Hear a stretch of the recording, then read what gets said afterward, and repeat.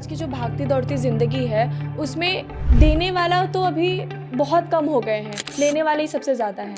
तो ऐसे में देने वाला नेचर कैसे मेंटेन करें, कैसे बनाएं? मैं हमेशा एक बात सोचता भी हूँ और लोगों को सिखाता भी हूँ, कच्चा लालच कभी मत करो। अभी जो जनरेशन ये सोच रही है या जो लोग ये सोच रहे हैं कि मैं क्या क्या ले लूँ, वो कहलाता है कच्चा लालच। तो कच्चे लालच में आपके रिलेशन है ना बहुत बड़े बनते ही नहीं, मतलब गाढ़े रिलेशन नहीं बनते। उसमें क्या होता है, आपको हर नए हफ्ते में नया आदमी ढूंढना पड़ता है। भैया आपकी काफ़ी हेल्पिंग नेचर वाले, आपका जो बिहेवियर है वो काफ़ी हेल्पिंग नेचर का है। तो बहुत सारे लोग आपके पास आते होंगे और हर किसी का कुछ ना कुछ एक्सपेक्टेशन होगा, है ना?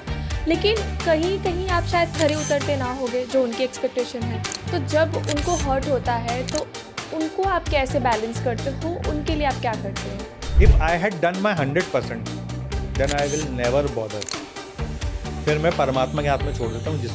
जिस दिन इसको समझ आए उस दिन ये वापस आ जाए। मैंने कई बार देखा है कि रिश्ते बहुत ही अच्छे से शुरू होते हैं लेकिन धीरे धीरे धीरे आगे चल के वो रिश्ते खराब हो जाते हैं। इसके पीछे रीज़न क्या होता है? दोनों तरफ से 100% गिविंग एटीट्यूड नहीं होता। ओके। एक तरफ से गिविंग एटीट्यूड होता है और दूसरी तरफ से केवल लेने वाला एटीट्यूड होता है। ये जो अंडरस्टैंडिंग की आपने बात की वो बहुत मुश्किल से लोगों में पाया जाता है।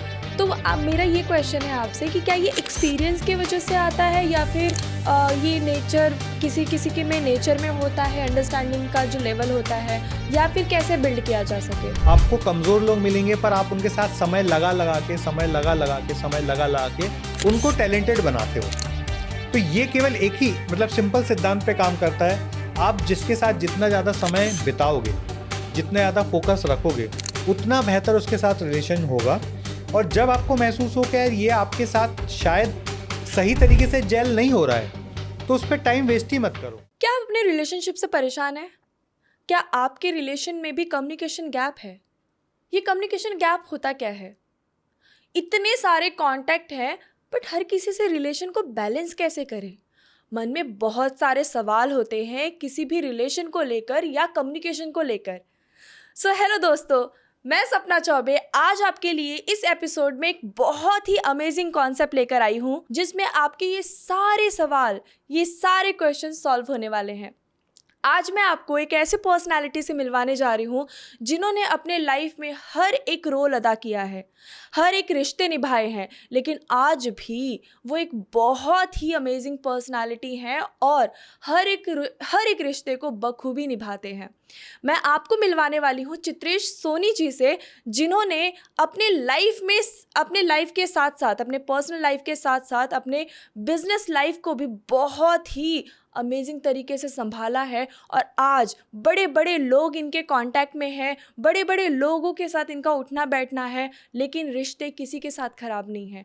तो मैं बहुत क्यूरियस हूँ कि इतने सारे लोगों के साथ इतना अच्छा रिश्ता कैसे बनाया जाए, प्लस अपने रिलेशन को कैसे संभाला जाए, अपने रिलेशन को कैसे बैलेंस किया जाए। इन सारे सवालों का आंसर आपको इस एपिसोड में मिलने वाला है। तो चलिए शुरू करते हैं। वेलकम है भैया आपका पॉडकास्ट चैनल पे। कैसे हैं भैया आप? मैं बहुत बढ़िया हूँ सपना, और बड़ा खुश हूँ कि आज हमारी सपना हमारा पॉडकास्ट ले रही है। थैंक यू सो मच भैया, आपने मुझे टाइम दिया क्योंकि मैं कब से सोच रही थी। लास्ट टाइम भी आपके साथ रह गया था, तो मैं बहुत खुश हूँ कि आज आपके साथ मौका मिला है। मैं भी बहुत खुश हूँ भैया। सबसे पहले तो मैं ये पूछना चाहती हूँ कि आप रिलेशनशिप में इतने अच्छे हैं कि जब मैं पहली बार आपसे मिली थी तो जो इम्पैक्ट आपने मेरे पे डाला था, मतलब फर्स्ट टाइम मुझे ऐसा अपनापन वाला फील आया था। तो मेरा सबसे पहला क्वेश्चन ये है कि हम उन्हीं लोगों को सबसे ज़्यादा ऐसे क्वेश्चंस उनसे पूछ लेते हैं जो उनको हर्ट करता है, तो ऐसा क्यों होता है? देखो, रिलेशन एक्चुअली है ना, आप किसी भी जो चीज़ें भगवान ने बनाई जिसको हम प्रकृति बोलते हैं, आप जब भी उसको गौर से एनालाइज करोगे ना, तो आप पाओगे कि वो हमेशा देते हैं, लेते नहीं हैं। इसलिए हमारा उनसे रिलेशन अच्छा होता है। आप कभी समुंदर के किनारे जाओ, आपको बहुत अच्छा फील होता है। आप कभी जंगलों में जाओ, आपको बहुत अच्छा फील होता है। आप पहाड़ों में जाओ, आपको बहुत अच्छा फील होता है। जहाँ जितना ज़्यादा नेचर आपके करीब होगा वहाँ आपको उतना अच्छा फील आएगा। वाई? क्योंकि वो हमें केवल देना चाहते हैं, लेना नहीं चाहते। राइट। इम्पैक्ट क्रिएट करना बहुत सरल होता है जब आप एकदम सिंपल फिलॉसफी पे बिलीव करो कि जिससे आप कनेक्ट हुए हो, पहले उसकी लाइफ में कंट्रीब्यूट करो, फिर कोलैबोरेट करो, फिर सेलिब्रेट करने का समय आता है। ओके। तो 4C का सिंपल फार्मूला है कि मैं आपसे मिला, तो मेरी रिस्पॉन्सिबिलिटी है पहले मैं आपको कनेक्ट करूं, है ना। कनेक्ट करने के लिए ये मेरी रिस्पॉन्सिबिलिटी है कि मैं आपके इंटरेस्ट समझूं, इंटरेस्ट जानूं। जब मैंने आपका इंटरेस्ट जाना, अब मेरी दूसरी रिस्पॉन्सिबिलिटी है कि मैं उसमें क्या कंट्रीब्यूट कर सकता हूँ, where can I add value in her life या इन हिज लाइफ। जब आप इस तरीके से सोचते हैं ना, तो आपको किसी के भी साथ रिलेशन बनाना एकदम हलवा लगता है, एकदम ईजी। जैसे आप घर पे दाल चावल बनाते हो ना, उतना ही आसान है रिलेशन बनाना। यदि आप नेचर को फॉलो करो, नेचर की फ़िलॉसफी को फॉलो करो, नेचर की लर्निंग्स को फॉलो करो, तो ना कभी आपकी बातों से कोई हर्ट होगा। यदि मैं आपकी लाइफ में कंट्रीब्यूट करना चाहता हूँ, तो हो सकता है कि पहले एक मोमेंट में आपके मन में आए कि यार इसका क्या फ़ायदा है, क्यों मुझे इतना हेल्प कर रहा है। पर जब आप दूसरी तीसरी चौथी बार में वो रियलाइज़ करोगे नहीं यार इसका नेचर ही वैसा है, तो आप कभी मेरे से हर्ट हो गई नहीं। तो मैं हमेशा अपने हर व्यक्ति से ये बात बोलता हूँ कि जब भी किसी से मिलते हो तो ये मत सोचो कि मैं इससे क्या ले लूँ, ये सोचो इसको क्या दे सकते हैं। और जब आप इस फिलॉसफी से रिलेशन बिल्ड करते हो तो रिलेशन लंबी अवधि के लिए बनते हैं, मतलब बहुत देर दूर तक जाते हैं, क्योंकि वहाँ स्वार्थ नहीं है ना। जैसे नेचर में स्वार्थ नहीं है, वैसे आप अपने अंदर वो चीज़ें ले आओ कि आप में स्वार्थ ना रहे, तो देखिए कभी हर्ट होगा ही नहीं कोई। एग्जैक्टली मतलब आप ये कहना चाहते हैं कि हमें नेचर से सीखना चाहिए कि नेचर सिर्फ हमें देने के लिए कहता है। एग्जैक्टली। तो अगर हम नेचर से लर्न करके करते हैं तो वो बहुत ही नेचुरली होता है। एग्जैक्टली। लेकिन भैया यहाँ पे एक बहुत मुझे डाउट होता है कि लोग आज हर कोई सोचता है कि भाई मेरा बेनिफिट क्या निकलने वाला है, और आज की जो भागती दौड़ती ज़िंदगी है उसमें देने वाला तो अभी बहुत कम हो गए हैं, लेने वाले ही सबसे ज़्यादा हैं। तो ऐसे में देने वाला नेचर कैसे मेंटेन करें, कैसे बनाएं? बहुत अच्छा सवाल है, बहुत ही बढ़िया सवाल है सपना। देखो मैं हमेशा एक बात सोचता भी हूँ और लोगों को सिखाता भी हूँ, कच्चा लालच कभी मत करो। अभी जो जनरेशन ये सोच रही है या जो लोग ये सोच रहे हैं कि मैं क्या क्या ले लूँ, वो कहलाता है कच्चा लालच। तो कच्चे लालच में आपके रिलेशन है ना बहुत बड़े बनते ही नहीं है, मतलब गाढ़े रिलेशन नहीं बनते। उसमें क्या होता है, आपको हर नए हफ्ते में नया आदमी ढूंढना पड़ता है। राइट। चाहे आप बिजनेस कर रहे हो, चाहे आप रिलेशनशिप में हो, चाहे आप फ्रेंडशिप की बात करो। तो यदि आप कच्चे लालच में रहोगे तो आपको हर कुछ दिनों में, कुछ महीनों में कोई नया व्यक्ति तलाशना पड़ेगा। पर जिसको थोड़ा सा एक्सपीरियंस हो जाता है ना लाइफ का, और जिसको उसका मूल मंत्र समझ में आ जाता है, वो कभी कच्चे लालच में नहीं पड़ता, वो हमेशा लॉन्ग टर्म रिलेशन में बिलीव करता है। बिल्कुल। मैं एग्जाम्पल से समझाता हूँ आपको। जैसे मैं बहुत सारे इन्फ्लुएंसर्स के साथ बड़ा क्लोजली काम करता हूँ, जैसे सागर सिन्हा जी हैं, भूपेंद्र सिंह राठौर जी हैं, अनुराग ऋषि जी हैं, राम वर्मा जी हैं। तो जब मैं इनके साथ रहता हूँ तो मैं हमेशा ये कोशिश करता हूँ कि how can I contribute in his और हर लाइफ। तो जब मेरी ये सोच थी ना, तो आज मैं उनका बड़ा दिल के करीब हूँ, उनके बड़े गुड बुक्स में हूँ, क्योंकि मैंने हमेशा ये सोचा कि मैं इनको क्या कंट्रीब्यूट करूं। बिल्कुल। अब उनकी लाइफ में तो मेरे जैसे लाखों लोग आते हैं, राइट, है ना, they are very big influencers. तो उन लाखों लोगों में से 99,999 लोग उनकी गुड बुक में नहीं होते हैं, क्योंकि वो कुछ लेने आते हैं। राइट। तो जो भी ऐसा शॉर्ट टर्म सोचता है ना, वो हमेशा परेशान होता है, हमेशा उसको एंजाइटी होती है, जल्दी डिप्रेशन में आ जाता है, क्योंकि उसके अंदर जो न्यूरो पाथवे बना हुआ है ना, वो केवल लेने वाला बना हुआ है। तो उसको जब भी वो मैं सपना से मिला और मुझे सपना से कुछ लेना है, मुझे वो नहीं मिलेगा तो मुझे एंजाइटी होगी। बिल्कुल। यार मैं तो इस एक्सपेक्टेशन से सपना के साथ गया था, सपना ने तो बात भी नहीं की मेरे से, मेरे को टाइम भी नहीं दिया। राइट। सिखाना तो दूर की बात, उसने तो ठीक से बात भी नहीं की मेरे से, तो मुझे एंजाइटी होगा। राइट। मुझे अपने आप में गिल्ट फील होगा, मैं अपने आप को कमज़ोर महसूस करूँगा, मैं अपने आप को छोटा महसूस करूँगा। पर जब आप देने के मकसद से रहते हो तो हमेशा आपको है ना सेल्फ प्राइड होता है कि यार मैंने कंट्रीब्यूट किया, मैंने हेल्प की, है ना। और जब आप देने की मानसिकता से होते हो ना, तो आपको कभी कोई रिलेशन ख़राब हो भी जाता तो आपको फ़र्क नहीं पड़ता, क्योंकि मैं तो अच्छा सोच रहा था। भाई मेरे लाइफ का उद्देश्य था मैं सपना की लाइफ में कंट्रीब्यूट करूं। यदि सपना को कुछ पसंद नहीं आया तो वो सपना की सोच है, मेरी सोच तो प्योर थी कि आई हैव टू कंट्रीब्यूट। तो जितने भी लोगों को आप देखो जो शॉर्ट टर्म रिलेशनशिप करते हैं, चाहे बिजनेस का हो, चाहे रिलेशन फैमिली रिलेशन के हों, वो हमेशा आपको परेशान दिखेंगे, वो हमेशा आपको एंजाइटी में दिखेंगे, वो हमेशा आपको मेंटली डिस्टर्ब दिखेंगे। वो बोलेंगे कुछ और करेंगे कुछ। उनकी बॉडी लैंग्वेज भी जब आप उनके सामने बैठोगे ना, तो आप उनकी बॉडी लैंग्वेज से पढ़ लोगे कि यार इसके दिमाग में कुछ और चल रहा है पर इसके शब्द कुछ और है। राइट। तो उनसे है ना, जिनके साथ वो उठते बैठते हैं वो रिलेशन ही नहीं बना पाते।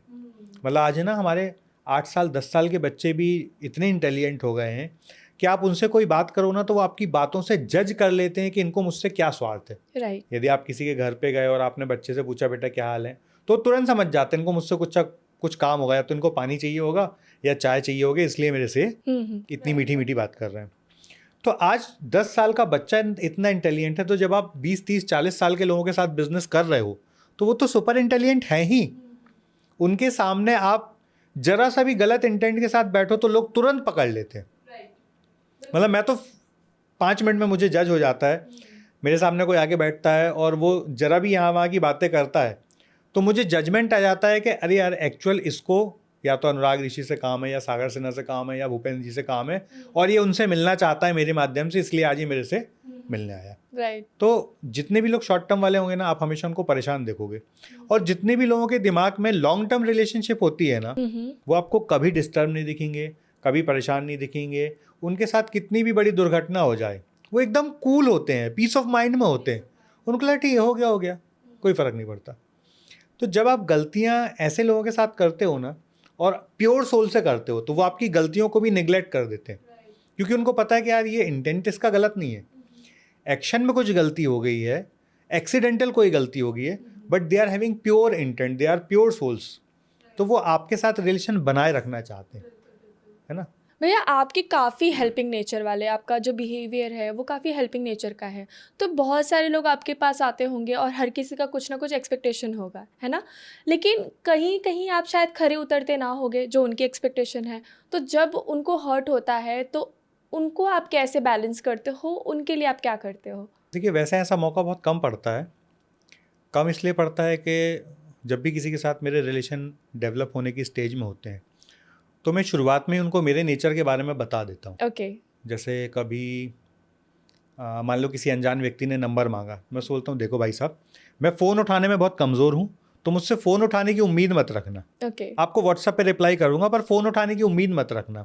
तो मुझे लगता है कि जब भी आपकी किसी के साथ कोई भी लेवल की रिलेशनशिप बिल्ड हो रही है और आप यदि उसको पहले ही मोमेंट पे, पहली दूसरी मीटिंग में यदि अपने नेचर के बारे में क्लैरिटी दे दो कि भाई मेरा यही नेचर है, तो रिलेशन ख़राब होने के चांसेस बहुत कम होते हैं। राइट। और यदि वहाँ ख़राब हो भी जाते हैं कि उसने मुझसे कोई एक्सपेक्टेशन रखा और मैं उस एक्सपेक्टेशन पे खरा नहीं उतरा, तो मैं उसका कभी गिल्ट नहीं पालता हूँ और मैं उसको मनाने की कोशिश भी नहीं करता हूँ, और मैं उस रिलेशन को वापस रिव्यू करने की कोशिश भी नहीं करता हूँ, क्योंकि मेरा सोचना है कि मैंने तो अपना 100% लगाया, और मैं करता भी हूँ कि मेरे जिनसे भी रिलेशन होते हैं किसी भी लेवल पे, मैं हमेशा प्रयास करता हूँ कि मैं 101% अपनी तरफ से कंट्रीब्यूट करूँ। फिर भी यदि सामने वाले को यदि लगता है कि मैंने कुछ नहीं किया, तो फिर उस रिलेशन को वहीं छोड़ देना चाहिए। हाँ, यदि आपने 100% नहीं किया तो ज़रूर पहल करो। मान लीजिए मैं सपना के 100 पॉडकास्ट करवा सकता हूँ और मैंने 20 ही करवाए, तो मैं पहल करूँगा कि अरे सपना ठीक है, उस दिन मैं तुम्हारा फ़ोन नहीं उठा पाया, तुमसे बात नहीं कर पाया, मिल नहीं पाया, तो एक काम करता हूँ, मैं ये 2 काम करवा देता हूँ, तो मैं करूँगा। बिल्कुल। But if I had done my 100% then I will never bother. Okay. फिर मैं परमात्मा के हाथ में छोड़ देता हूँ, जिस दिन इसको समझ आए उस दिन ये वापस आ जाए। आपके मुंबई का एक मेरे अच्छे छोटे भाई हैं, फ्रेंड हैं, मैं एग्जाम्पल से बोलता हूँ आपको, देवेन पांडे नाम है उनका।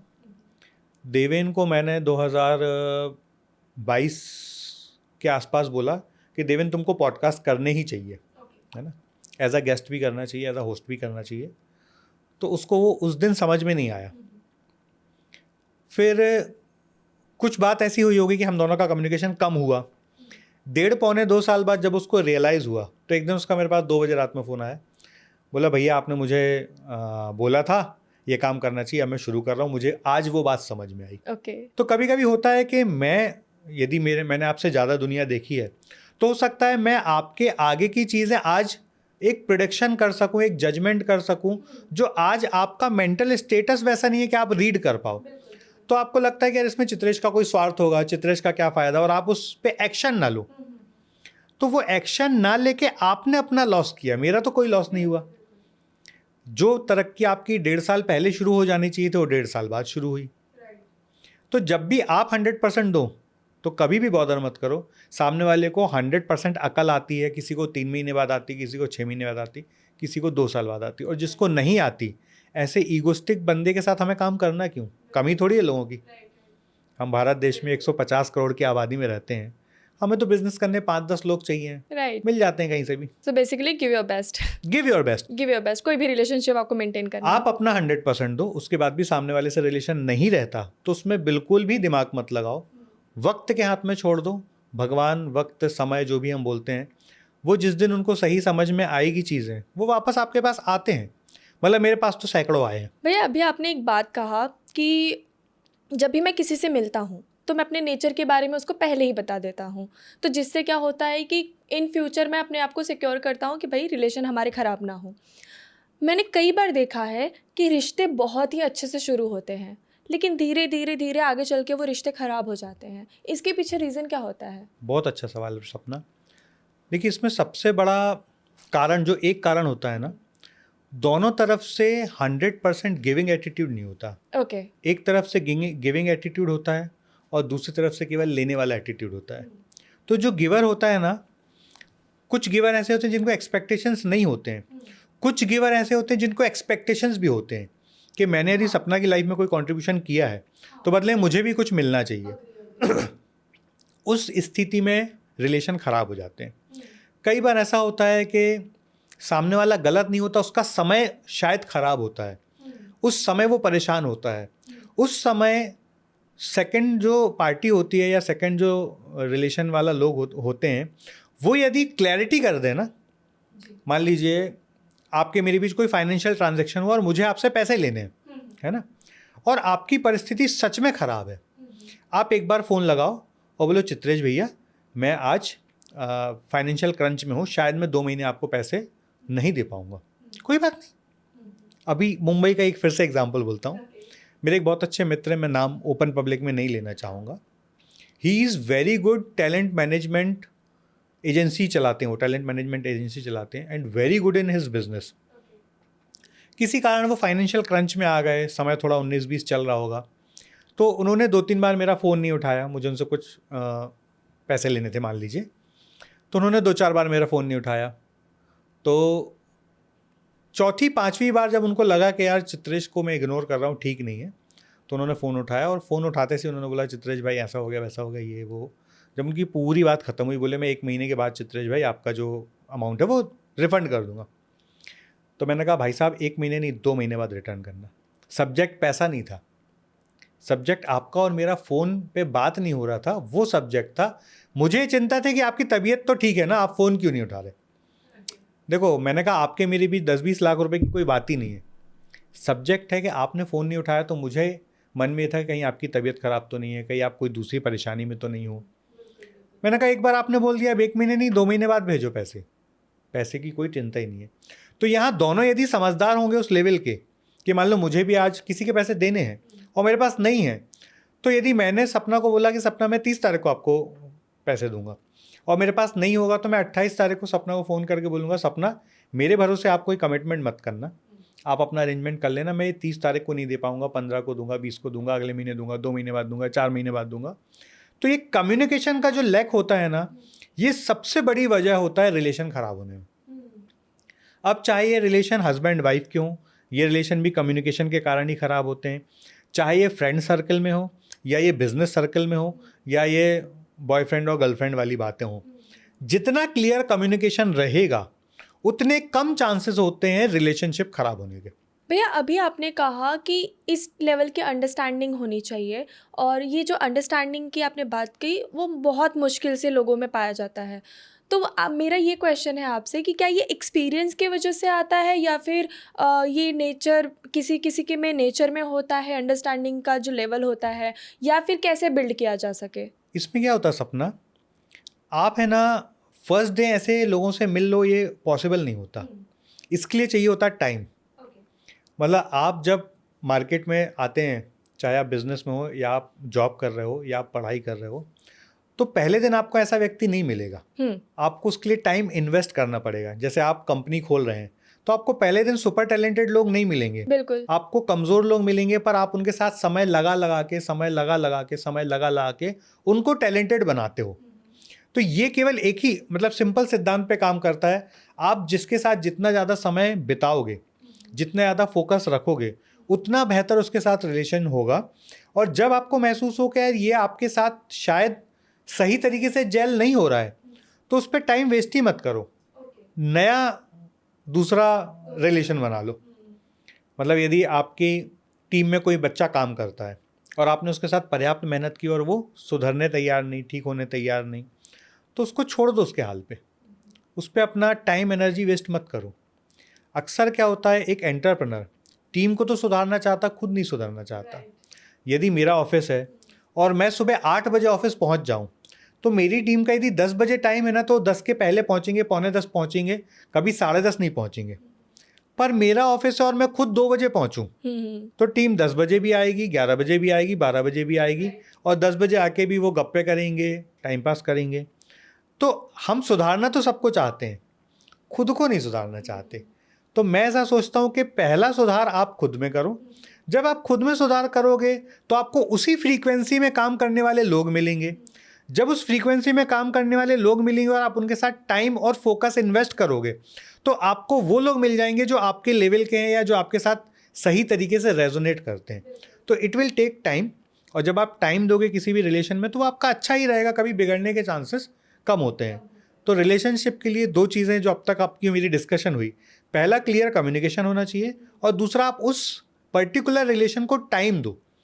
यदि बिजनेस रिलेशन है तो भी टाइम दो, फैमिली रिलेशन है तो भी टाइम दो, फ्रेंड्स हैं तो भी टाइम दो। It will takes time. भैया अभी आपने एक बहुत अच्छी बात बोला कि जिससे आपका नहीं जम रहा है छोड़ दो, ठीक है, आप दूसरा देख लो, दूसरा अच्छा दोस्त बना लो या रिलेशन बना लो।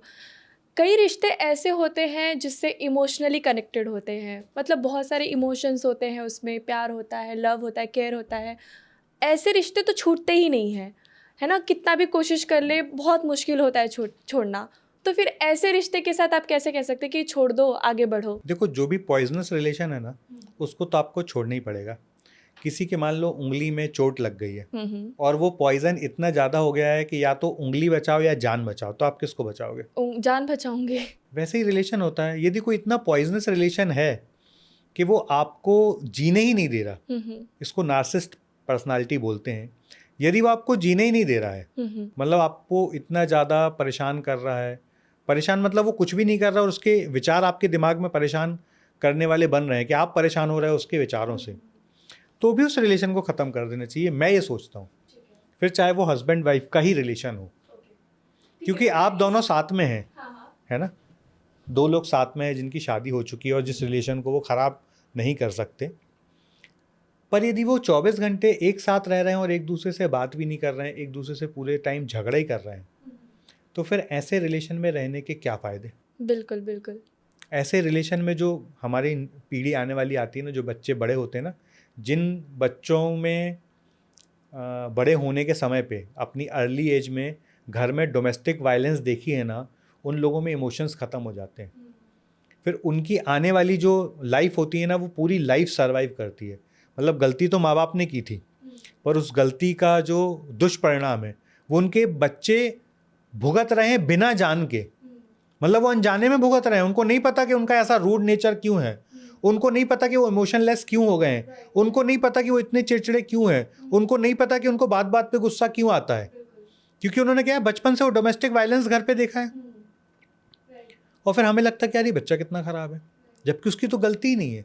उसको बचपन से जो घर पे माहौल मिला, उस माहौल के कारण वो वैसा हो गया, पर ये उसको नहीं पता है। राइट। तो आप अपनी भी ज़िंदगी ख़राब कर रहे हो, अपने पार्टनर की भी ज़िंदगी ख़राब कर रहे हो, और आपके परिवार में जो बच्चे हैं, जो फ्यूचर हैं, आप उसकी भी ज़िंदगी ख़राब कर रहे हो। इससे तो बेहतर है कि दोनों प्यार से अलग अलग रहो, 4 महीने 6 महीने दूर रहो, 6 महीने बाद यदि रियलाइज़ हो जाए कि यार नहीं यार, शायद हम लोग एक दूसरे के लिए ही बने, वापस साथ में रहने लगो, क्या फ़र्क पड़ता है। लेकिन भैया मैंने यहाँ पे एक चीज़ नोटिस की है, बहुत लोगों में नोटिस किया है, क्योंकि मैं भी ऐसे सोशल वर्क में रही हूँ, तो फिर काफ़ी लोगों में मैंने ऐसे नोटिस किया है कि बच्चों के वजह से कभी एक जो कपल होते हैं, हालांकि उनमें वायलेंस बहुत होता है, लेकिन बच्चों के वजह से वो डिवाइड नहीं होते हैं, और उनके रिश्ते ख़राब होते हैं, लेकिन बच्चों के वजह से कि वो कंसर्न होता है कि मेरे बच्चे हैं तो वो लोग डिवाइड नहीं होते, तो फिर ऐसे में कैसे वो अलग हो सकते हैं? वो है ना, केवल दिखावा कर रहे हैं, उनको बच्चों की कोई चिंता नहीं है। ओके। हो सकता है ये बात पढ़ के लोग मुझे, आपको कमेंट में गालियाँ बोलें, पर सच यही है कि वो दिखावा कर रहे हैं। यदि बच्चों की सच में केयर है कि बच्चे के कारण यदि रिलेशन ख़राब नहीं कर रहे हो, तो फिर बच्चे के कारण आप दोनों बैठ के कम्युनिकेशन करके उसको सुधार भी सकते हो ना। बिल्कुल बिल्कुल। आप साथ में रह रहे हो क्यों? क्योंकि बच्चे की आपको चिंता है। पर आप साथ में झगड़ा कर रहे हो क्यों? क्योंकि आपके ईगो हैं। देखिए 10 में से 9 झगड़े ईगो के झगड़े होते हैं। ईगो कैसे ब्रेक करे? ईगो ब्रेक करने का सिंपल तरीका है, आप दोनों बैठ के बात करो, कहीं छुट्टियों पे चले जाओ, थोड़ा दिन टाइम कहीं अलग स्पेंड करो। देखिए मान लीजिए इस कमरे में हम दोनों का झगड़ा हुआ था, आज मान लो हम दोनों का जोरदार झगड़ा हो जाए। अब जब भी इस कमरे में हम घुसेंगे ना, तो इनडायरेक्टली ये एंकर हम दोनों के दिमाग में है कि हाँ हमारा झगड़ा हुआ था, ठीक है। और जब जब हम बैठेंगे ना, तो हमारे झगड़े होने के चांसेस बढ़ जाएंगे। ये क्लिनिकल स्टडीज़ बोलती है। क्यों लोग बोलते हैं कि ब्रेक पे जाना चाहिए, क्यों लोग बोलते हैं कि घर से बाहर जाओ, छुट्टियां मनाओ, क्यों? इसलिए कि आपकी जो नई मेमोरी है ना, उसको आप खुशहाली से भरो, जिसमें पुरानी मेमोरी धीरे धीरे वॉश हो जाए। तो आप यदि अपने बच्चों के लिए रह रहे हो, तो बच्चों के लिए दोनों एक दूसरे के ईगो को भी झेल लो, बच्चों के लिए दोनों बातें कर लो, प्यार मोहब्बत मीठी बातें कर लो। यदि बच्चे के नाम पे रह रहे हो तो फिर ये सब करना आसान है, और यदि बच्चे के लिए नहीं कर सकते हो सब, तो फिर बच्चे की केयर करना दिखावा है। दोनों कॉन्ट्राडिक्टरी बातें है ना। या तो बच्चे के लिए आप ठीक हो जाओ, सुधर जाओ, यदि बच्चे के लिए रह रहे हो तो, और नहीं सुधर रहे हो तो फिर बच्चे की बात ही मत करो, क्योंकि आपका ईगो इतना बड़ा है कि आपको अपने बच्चे की चिंता नहीं है।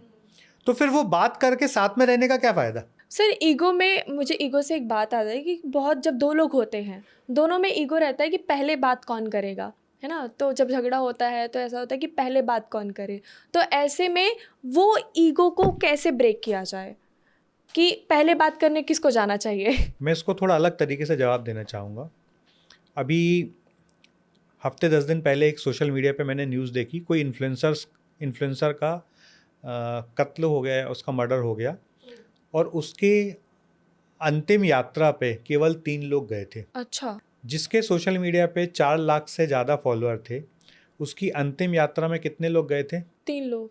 क्यों? तो इस स्टोरी का आपके सवाल से क्या कनेक्शन है, पहले वो बोलता हूँ मैं। कि जब किसी के अंदर ये होता ना, पहले कौन बात करे, तो उसको एक बार किसी के अंतिम यात्रा में शमशान में ज़रूर जाके देखना चाहिए कि एक दिन तुम भी ऐसे ही जल फूक के चले जाओगे। तो ये जो अकड़ अपने अंदर है ना कि पहले कौन, मैं नहीं झुकूंगा, तो झुकना बस नहीं, तुम्हें तो यहाँ लपेट के आग लगा के ऊपर छोड़ दिया जाएगा, कुछ भी तुम्हारा बचना नहीं है। किस चीज़ का ईगो है तुम्हें? कि शरीर का ईगो है, अपनी प्रतिभा का ईगो है, अपने पैसे का ईगो है, जितनी चीज़ों का ईगो है ना, वो सब शमशान में जल जाता है। तो जिनको ऐसा ईगो है ना, उनको एक बार शमशान में जाके 2-4 लोगों को जलते देख लेना चाहिए, अपने आप ईगो ख़त्म हो जाता है। अभी जो आपने पूछा कि 3 लोग क्यों थे, वो शायद ऐसा कंटेंट बनाती थी कि दुनिया पसंद नहीं करते थे, तो शायद गुस्सा ज़्यादा था, या जिस समाज ने उनका हत्या की थी उनका डर हो, इसलिए नहीं गए होंगे। बाकी वो मैं कनेक्शन ये बोलना चाहता था कि इतना बड़ा इन्फ्लुएंसर्स के अंतिम यात्रा में 3 लोग, और उसको भी जला दिया गया। तो जो आज मैं हूँ, मुझे भी एक दिन जलाने वाले हैं लोग, आपको भी जलाने वाले हैं, ये शंकर भैया को भी जलाने वाले हैं। तो किसी के पास कुछ भी है, राइट, एक दिन तो तुमको जलना ही है, तुमको फिर से पंच महाभूत में जाके मिलना ही है। तो ईगो किस चीज़ का है? लेकिन भैया ऐसा होता है कि जैसे फॉर एग्जांपल मैं हूँ और कोई पर्सन है और हम दोनों का फाइट हुआ, और मोस्ट ऑफ टाइम गलती सामने वाले की है और हमेशा मैं जाके झुक जाती हूँ। जैसे कि आपने कहा कि अपने नेचर को ऐसा बना के रखो, झुकने में कुछ नहीं जाता है, एक दिन हमें जलना ही है। तो मैंने अपना नेचर ऐसा बना लिया आपसे सीख कर, लेकिन उस बंदे में वैसा नेचर है ही नहीं। तो क्या ऐसे में मुझे ही बार बार झुकना चाहिए? ये सही होगा? देखो इंसान है ना, जैसे आप मुझसे बोलो कि भैया मुझे एक लड़के ने 4 बार धोखा दे दिया है ना, तो मैं बोलूँगा सपना उसने तुम्हें 4 बार धोखा नहीं दिया था, उसने 1 बार धोखा दिया था, 3 बार धोखा तुमने लिया है। ओके। जब तुम्हें पहली बार ही पता चल गया कि इस बंदे की जो फितरत है वो धोखा देने वाली है, तो तुमने अगली बार 3 बार उसको धोखा देने के लिए मौका ही क्यों दिया? राइट। तो यहाँ फिर वही बात आती है कि यदि आपका रिलेशन पॉइजनस हो रहा है, इसको पॉइजनस रिलेशन बोलते हैं हम, कि हर बार हमें लग रहा है कि मेरी गलती नहीं फिर भी हमें झुकना पड़ रहा है, तो उससे दूरी बना लो। 2 महीने, 4 महीने, 6 महीने बाद उसको रियलाइज़ हो जाए तो बहुत अच्छी बात है, और रियलाइज़ ना हो तो परमात्मा का धन्यवाद दो कि वो आपके लायक था ही नहीं, इसलिए चला गया। तो खुशी मनाओ, दुख मत मनाओ। आज से 25, 30, 40 साल पहले अरेंज मैरिज ही का ज़्यादा कल्चर था, बहुत रेयर कोई लव मैरिज सुनने मिलती थी। तब रिलेशन ज़्यादा लंबे चलते थे, आज लव मैरिज होने के बाद भी रिलेशन ज़्यादा लंबे नहीं चलते। क्यों? क्योंकि तब हमारा जो संस्कार थे ना, हमें जो सिखाया जाता था वो निभाना सिखाया जाता था। तब हमारे पास संसाधनों की कमी थी, तो हम निभा लेते थे एक दूसरे से। अब मैन तो इंडिपेंडेंट पहले भी थे, आज वुमेन भी इंडिपेंडेंट हो गई हैं। तो पहले वुमेन से कोई बात मैन बोलते थे, फीमेल से मेल कोई बात बोलते थे, तो वो इस बात को सह लेते कि चलो हम लोगों को निभाना है साथ में। अब उसको क्या लगता है कि अपन तो कमा रहे हैं, अपने को अब इसकी ज़रूरत ही नहीं है। तो ये मैं मेल फीमेल के एंगल से नहीं बोल रहा हूँ, मैं अपने ऑब्जर्वेशन से बोल रहा हूँ कि जिन घरों में महिलाएं बाहर काम कर रही हैं वहाँ पे फ्रैक्शन ज़्यादा पाए जाते हैं। उसका कारण बहुत सारे हो सकते हैं कि वो सेल्फ इंडिपेंडेंट है तो शायद उनको बातें अच्छी ना लगती हों, जो पहले अच्छी लगती थी अब वो अच्छी नहीं लगती हों, या उनको लगता है कि वो भी अपनी ज़िंदगी अकेले जी सकती हैं, इसलिए भी ये हो सकता है। पर मुझे ऐसा लगता है कि जब भी रिलेशन में आपको ऐसा महसूस हो, मतलब इवन बिजनेस में भी, कि मैंने आपके साथ बिजनेस किया और बार बार आप पेमेंट डिले कर रहे हो, फिर भी मैं झुक के आपके साथ काम करने तैयार हूँ, तो या तो आप इतने कॉम्पिटेंट नहीं हो कि आप नए कस्टमर बना सकते हो, तो झुकते रहो भाई ज़िंदगी भर। और यदि आप इतने कॉम्पिटेंट हो तो एक बार उससे हाथ जोड़ के माफ़ी मांग लो कि भैया मैं आपके लायक नहीं हूँ, मुझे माफ़ करो, मैं कोई दूसरा ग्राहक ढूंढ लूँगा। मतलब मेरी जीवन की फ़िलॉसफी तो यही है। यदि मुझे लगता है कोई भी कस्टमर, कोई भी व्यक्ति मुझे ज़रूरत से ज़्यादा तंग कर रहा है, तो मैं हाथ जोड़ के माफ़ी मांग लेता हूँ, बोलता हूँ भैया मैं आपके लायक नहीं हूँ, आप किसी और से सर्विस ले लो, किसी और से सेवा ले लो, अपन तो दूसरा आदमी ढूंढ लेंगे। यदि आपने, जो मैंने पहले बात बोली, यदि आपने 100% दिया है तो फिर डर किस बात का, अपन किसी और के साथ 100% देंगे। तो जीवन में अच्छे लोग बनाओ ना। If you are well to do, आप जिस भी प्रोफेशन में, उस प्रोफेशन के यदि आप मास्टर हो तो आपको ज़रूरत ही नहीं है 100, 200, 500 लोगों की। आज आप अपने क्लाइंट अंबानी जैसे बना लो, आज आप अपने क्लाइंट बिरला जैसे बना लो, आज आप अपने क्लाइंट टाटा जैसे बना लो, अपने क्लाइंट अडानी जैसे बना लो, तो फिर आपको और ग्राहक क्यों चाहिए। मान लीजिए आप कोरियोग्राफर हो, यदि आपने एक शाहरुख खान को ही अपने टैलेंट दिखा के उसकी कोरियोग्राफी हमेशा के लिए आपके साथ लाइनअप हो गई, फिर क्या आपको किसी और एक्टर की ज़रूरत पड़ेगी। तो यदि आप अपने स्किल्स को बढ़ाते रहो और सामने वाले को माफ़ करके छोड़ते रहो, तो आपकी लाइफ में इतने अच्छे अच्छे लोग आएंगे जिनकी आपने कल्पना भी ना की हो। देखो, मैं बहुत छोटे शहर से हूँ, मैं जबलपुर शहर से हूँ। आज मैं अनुराग ऋषि जी के साथ काम करता हूँ, आज मैं सागर सिन्हा जी के साथ काम करता हूँ, आज मैं भूपेंद्र सिंह राठौर जी के साथ काम करता हूँ, हिमेश मैदान, सोनू शर्मा, विवेक बिंद्रा, उज्जवल पाटनी, इन सब के साथ मैं काम कर चुका हूँ। तो यदि मुझ में काबिलियत थी तो मैं सबकी जगह पहुँच गया। यदि मुझ में काबिलियत नहीं होती तो मैं आज एक सोने चांदी की दुकान पे 150 लोगों के साथ ही बिजनेस कर रहा होता। तो मुझे तो 5 अच्छे अनुराग ऋषि जैसे 5 अच्छे ट्रेनर बस चाहिए जीवन में। मुझे छठवा क्यों चाहिए? मैं उन 5 लोगों को 5,000 करोड़ की कंपनी बनाने में हेल्प करूंगा, तो मुझे और कोई क्यों चाहिए जीवन में? बाकी समय मैं अपनी फैमिली के साथ बिताऊं। भैया, आप एक बहुत अच्छे भाई हैं, बहुत अच्छे पिता हैं, बहुत अच्छे हस्बैंड हैं और काफ़ी अच्छा रिलेशन भी आपने मेंटेन कर रखा है। तो इतने सारे लोगों को आप हैंडल कैसे करते हो, बैलेंस कैसे करते हो? मतलब इतने सारे लोगों को डिफ़िकल्ट होता है कि हर किसी को टाइम देना, उनकी रिक्वायरमेंट क्या है उसको समझना और फिर उसके बाद उनको उसी तरीके से चीज़ें अवेलेबल कराना, इट्स वेरी डिफ़िकल्ट।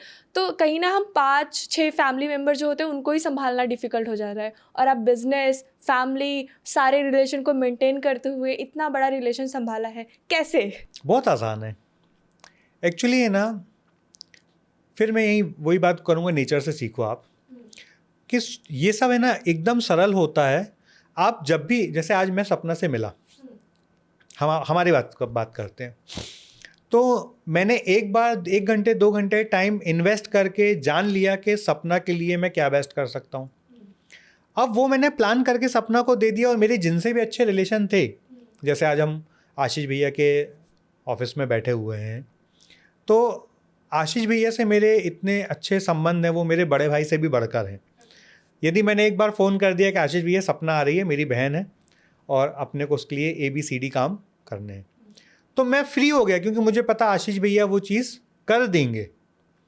तो ये एक दिन में नहीं बनता है, इसको टाइम लगता है, पर थोड़ा टाइम आप देंगे ना तो बहुत सरल है करना। वही भैया, how do you spend this time and कैसे करते हो? एकदम सरल है। पहली बार में ज़्यादा टाइम लगता है, उसके बाद टाइम नहीं लगता, उसके बाद फ़ोन पे एक टेक्स्ट से काम हो जाता है। मतलब किसी के साथ भी आपके रिलेशन, जैसे आज शंकर जी हमारे, शंकर भैया है, अब शंकर भैया मेरे मान लो 4 घंटे 6 घंटे हम लोग साथ में कभी समय बिता चुके हैं, तो मैं शंकर भैया का नेचर समझता हूँ, शंकर भैया मेरा नेचर समझते हैं। तो अब मुझे शंकर भैया से कोई भी काम करवाना है तो मुझे एक टेक्स्ट करना है कि शंकर भैया ये काम क्या हो जाएगा क्या।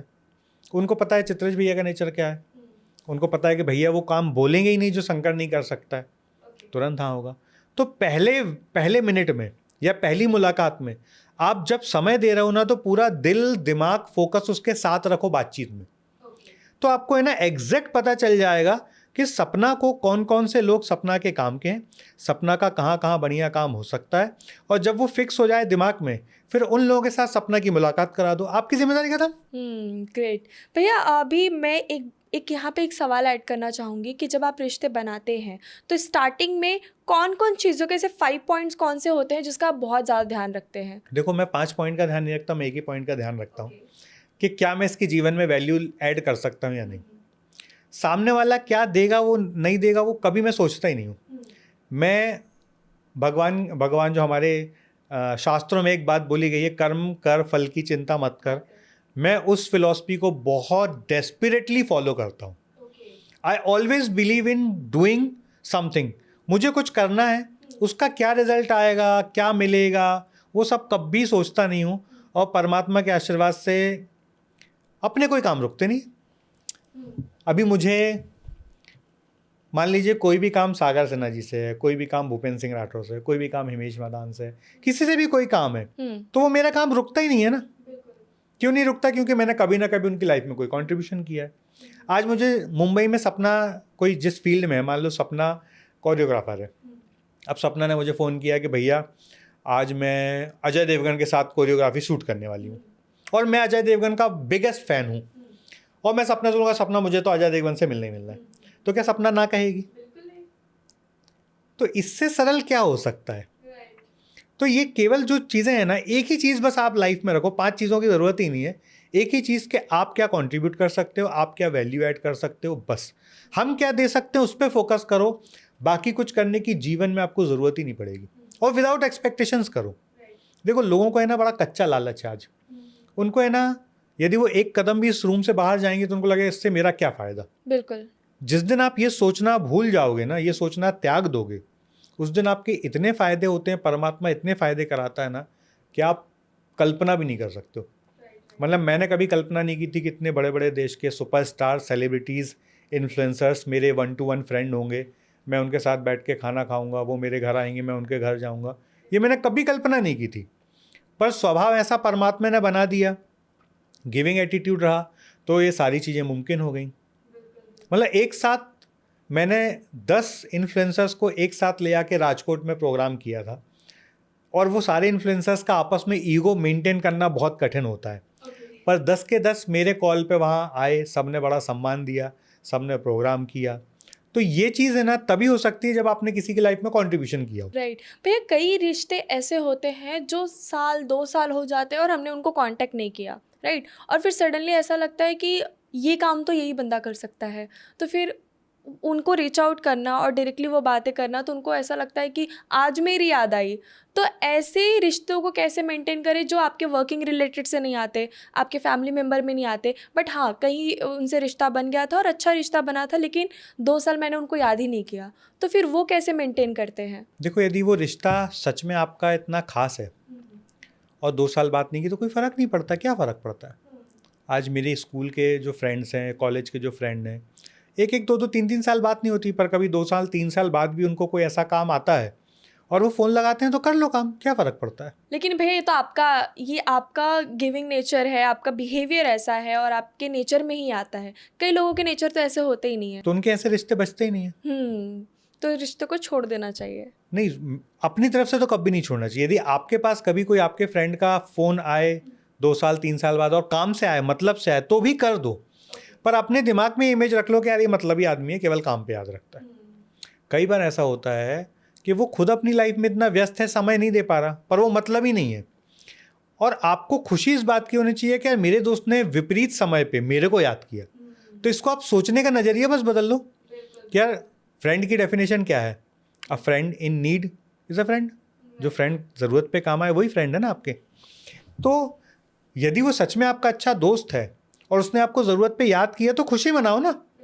दुख क्यों मनाना कि यार इसने मुझे याद किया, मुझे जब ज़रूरत पड़ी तो याद किया। खुशी मनाओ कि यार मैं इस लायक हूँ, परमात्मा ने मुझे इस लायक बनाया कि मेरे दोस्तों के मैं विपरीत समय में काम आ सकता हूँ। तो हम तो आगे से हमेशा हेल्प करो। हमने किसी से हेल्प नहीं मांगी और उसने हेल्प नहीं की तो इग्नोर कर दो, ठीक है भाई, उस नहीं होगा हेल्प करने की पोजीशन में, छोड़ दो। इस स्थिति का कई बार फ़ायदा भी लोग उठाते हैं, पर उसका है ना बिल्कुल दिल पे नहीं लेना। फॉर एग्ज़ाम्पल, मैंने मेरी लाइफ में बहुत सारे दोस्तों की फाइनेंशियल हेल्प की और उनने सबने मुझे चीट किया, तो मुझे कभी उस बात का दुख नहीं है। मुझे इस बात की खुशी है कि यार सपना ने मुझे 5 लाख का चीट किया, मुझे इस बात की खुशी है, क्योंकि यदि हम दोनों के रिलेशन और अच्छे होते तो ये 5 की जगह 50 लाख का करती, 50 लाख की जगह 5 करोड़ का करती। तो अच्छा हुआ इसने अपनी हैसियत के हिसाब से मेरे साथ ब्लफ कर दिया, अपनी हैसियत के हिसाब से। आई एम हैप्पी, क्योंकि हम दोनों यदि ये 5 लाख पे नहीं हुआ होता तो ये 5 का कभी 50 भी हो सकता था, 5 करोड़ भी हो सकता था। तो अच्छा है ना, 5 में आप फ्री हो गए। भैया ऐसा होता है कि मैंने ये लाइन बहुत सुनी है कि जो फाइनेंस होता है वो रिश्ते खराब करता है। Is it true? 100% ट्रू। अगर समझ लो मैंने आपसे कुछ पैसे लिए और मैंने आपको समय पे लौटा दिया, लेकिन जब मुझे चाहिए था तब मुझे एक्चुअली में ज़रूरत थी और सच में मुझे नीड थी उसकी, तो भी क्या रिश्ते खराब होते हैं? हाँ, होते हैं। पर ये रिश्ते खराब नहीं होते यदि आप देखो, यहाँ 2 चीज़ें हैं, एक तो होता है बिजनेस, एक होता है पर्सनल रिलेशन। यदि आपका बिजनेस का पैसा है तो थोड़ा बहुत आगे पीछे ऊपर नीचे होता है, वो कोई मैटर नहीं करता। पर्सनल रिलेशन में आप पैसे सामने वाले को तभी दो, कितना भी फास्ट फ्रेंड है, आप यही सोच के दो कि ये पैसे आपके पास कभी वापस नहीं आएंगे। आपकी इतनी हैसियत है तो दो, आपकी इतनी हैसियत नहीं है तो मत दो। ओके। तो रिलेशन ख़राब होने के चांस कम रहेंगे। और ये बोल के दो, देख भाई तूने 1 लाख रुपए मांगा है, ये 1 लाख में देख, तुझे तेरी मेरी नज़र में 25 लाख की वैल्यू है, तो ये 1 लाख तू वापस नहीं भी देगा तो मुझे कोई दुख नहीं होगा, पर 1 लाख के कारण तू अपनी तरफ से रिश्ते ख़राब मत करना, मैं तो नहीं करूँगा। होता ना, आपने मुझसे पैसे ले लिया, अब आप मुझसे फ़ोन पे बात नहीं करोगे, मुझसे बच के भागोगे, मैं कहीं दिख ना जाऊँ, जिस फंक्शन में मैं जा रहा हूँ तुम आओगे नहीं, क्या चित्रेश मिल गया तो पैसे मांगेगा। तो आप अपने दोस्त को वही पैसा दो जो पैसा दे के आप हमेशा भूल सकते हो, ज़रूर दो। और उसको बोल दो भाई इतना पैसा दे दिया, तू वापस देगा तो भी अच्छी बात, नहीं देगा तो भी अच्छी बात, पर रिलेशन ख़राब मत करना। तो कैसे रिलेशन ख़राब होंगे? मतलब क्या मांगने से भी रिश्ते खराब होते हैं? 100% होते हैं। सामने वाले को लगता है कि मेरा दोस्त है और इतने से पैसे के लिए इसको कोई सब्र नहीं है, पर जब आप ये बात पहले ही बोल दोगे ना, आप मांगोगे ही नहीं। जिस दिन वो दे देगा अच्छी बात है, नहीं देगा जाने दो। राइट। परमात्मा ने आपको यदि इतना शक्ति दी है कि आप उतना दे सकते हो तो दे के भूल जाओ, और जितनी आपकी शक्ति नहीं उससे ज़्यादा दो ही मत। यदि आपको 5,000 देने में ज़िंदगी में आपके फ़र्क नहीं पड़ता तो 5,000 दो। वो 5 लाख मांगे या 5 करोड़ मांगे, कहना भाई मैं 5,000 दे सकता हूँ, मेरी इतनी हैसियत है। ये जो आपने अभी कहा कि मुझे ऐसा लगता है कि आपने लोगों से जो बातें कही हैं या लोगों से आप जैसे बात करते हैं उसकी वजह से रिलेशन बनते हैं, तो रिलेशन और कम्युनिकेशन का क्या कनेक्शन है? एक ही कनेक्शन है, जितना ज़्यादा टाइम दोगे, जितनी ज़्यादा कम्युनिकेशन करोगे, उतने अच्छे रिलेशन बने रहेंगे। कम्युनिकेशन और relation is directly, communication and time is directly proportionate to relation. जितना ज़्यादा समय आप सामने वाले के साथ इन्वेस्ट करोगे, अब देखिए समय इन्वेस्ट करने का मतलब भी है ना, लोग सोचते हैं कि बस बैठ जाओ, नहीं भाई, जब आप हो ना, यदि आप 10 मिनट भी हो ना तो 10 मिनट पूरा कोर उसके साथ होना चाहिए। मतलब यदि मैं सपना के साथ 1 घंटे बैठूंगा तो इन 1 घंटे में मैं सपना की तरक्की की ही बातें करूंगा, मैं सपना की लाइफ में जो चल रहा है मैं उसकी ही बातें करूंगा, मैं और कुछ बात करूंगा ही नहीं। बेसिकली सर आप ये कह रहे हैं कि अगर आप किसी के साथ टाइम स्पेंड कर रहे हैं तो पूरा का पूरा टाइम उसे दे दीजिए। फोकस पूरा फोकस आपका उसके पास होना चाहिए। उस फोकस में आपका 100% उसकी लाइफ में वैल्यू ऐड करने का इंटेंशन होना चाहिए, और वही बात करो जिससे तरक्की होती है। अब हम दोनों बैठे हैं और बैठ के हम शंकर की बुराई कर रहे हैं, क्या रे शंकर ऐसा है, शंकर वैसा है, तो ये फ्रूटफुल डिस्कशन नहीं है। Of course. जब भी आप किसी के साथ बैठो तो आइडिया पे बात करो, आप प्रोग्रेस पे बात करो, आप उसकी लाइफ में कोई चैलेंज आ रहे हैं उन चैलेंजेस को शॉर्ट आउट कर सकते हो, उस पर बात करो, तो आपके हमेशा रिलेशन अच्छे बने रहेंगे। तो कम्युनिकेशन और टाइम, ये दोनों चीज़ें जितना ज़्यादा आप किसी के साथ बिताओगे उतना बढ़िया रिलेशन आपका बनेगा। सर मैंने एक टाइम पे ऐसे सेल्स में भी मैं रह चुकी हूँ, सेल्स मार्केटिंग में। तो जब भी हम बहुत अननोन लोगों से बात करते हैं तो वो कम्युनिकेशन स्टार्ट कैसे करें? तो कोई एक ऐसा ट्रिक होता है क्या किसी के भी साथ कम्युनिकेशन स्टार्ट करने का? बहुत अच्छा सवाल है, ब्रिलियंट सवाल है। देखो, जब भी आप किसी के साथ बात करते हो ना, तो सबसे पहले तो ये तलाश करो कि उसमें और आप में कॉमन क्या है। अच्छा, मैं कल रात का ही आपको इंसिडेंट बताता हूँ। कल मैं जबलपुर से आया दिल्ली, और मैं जिस ट्रेन में था तो हम लोग 4 ही लोग थे एक कंपार्टमेंट में। तो एक भाई साहब फ़ोन पे जब बात कर रहे थे ना, मेरे नीचे जो बैठे हुए थे वो फ़ोन पे बात कर रहे थे, तो मुझे आइडिया हो गया कि यार ये पक्का टेक्नोलॉजी वाला कोई बंदा है। ओके। तो अब मुझे उनके साथ आइडिया हो गया बातचीत में कि टेक्नोलॉजी वाला बंदा है, तो मैंने सीधे टेक्नोलॉजी पे बात करना शुरू कर दिया, तो उसको इंटरेस्ट आ गया। सामने जो अंकल बैठे थे वो बड़े बुजुर्ग थे, 84 ईयर्स के थे, वो किसी यूनिवर्सिटी में प्रोफेसर थे, तो मैंने पढ़ाई के विषय में बात करना शुरू कर दी।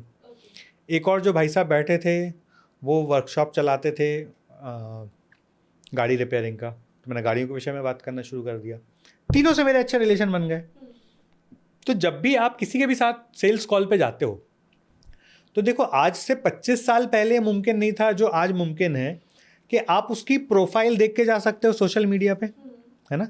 सपोज आप शंकर से मिलने गए किसी बिजनेस डील के लिए, तो आपने शंकर का यदि पहले ही पूरी प्रोफाइल स्टडी कर ली, तो आपको पता है क्या शंकर क्या करता है, किन के साथ घूमता फिरता है, इसके सोशल मीडिया पे कैसी पोस्ट हैं।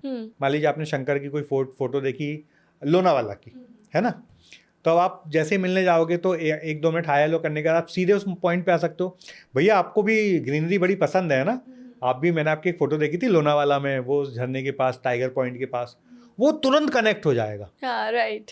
तो आज इतनी अच्छी फैसिलिटी टेक्नोलॉजी ने कर दी है, या सोशल मीडिया ने इतनी अच्छी फैसिलिटी कर दी है कि आज किसी की लाइफ पर्सनल रह ही नहीं गई है।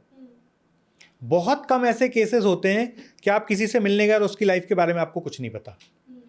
आप पता करना चाहोगे तो सब पता कर सकते हो। तो जब भी आप सेल्स कॉल पे जाओ तो सबसे पहला प्रिपरेशन होता है प्री सेल्स प्रिपरेशन, जिसको मैं बोलता हूँ। आप उसके बारे में पूरी स्टडी करके जाओ।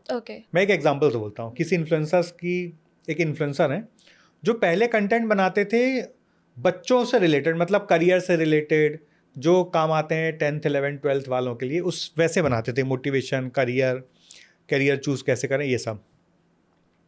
तो मैं उनको बहुत बारीकी से ऑब्जर्व कर रहा था। एक दिन मैं उनसे मिलने गया और मैंने कहा, मतलब उन्होंने एक कोर्स लॉन्च किया था, तो मैंने कहा भैया ये कोर्स आपका नहीं चलेगा। ठीक ब्लंटली बोला। तो बोले चित्रेश क्यों नहीं चलेगा? तो मैंने कहा भैया आपकी पूरी ऑडियंस है 18 साल से 25 साल वाली, जो पैसे कमाते नहीं हैं। तो जो पैसा कमाते नहीं है वो पैसा इतना बड़ा कैसे खर्च करेंगे? वो 999 का कोर्स खरीद सकते हैं, 5-10 लाख का प्रोडक्ट नहीं खरीदेंगे। तो बोले आपको कैसे पता? तो मैंने उनको उनके 4-5 वीडियो दिखाए रिसेंटली। मैंने कहा इसमें आपने इस करियर की बात की, इसमें आपने मोटिवेशन की बात की, इसमें आपने, मैंने कहा आपके ये कोई भी वीडियो आपके 35 साल से ज़्यादा एज वाले लोग देखते नहीं होंगे, आप अपना यूट्यूब खोल के देख लो।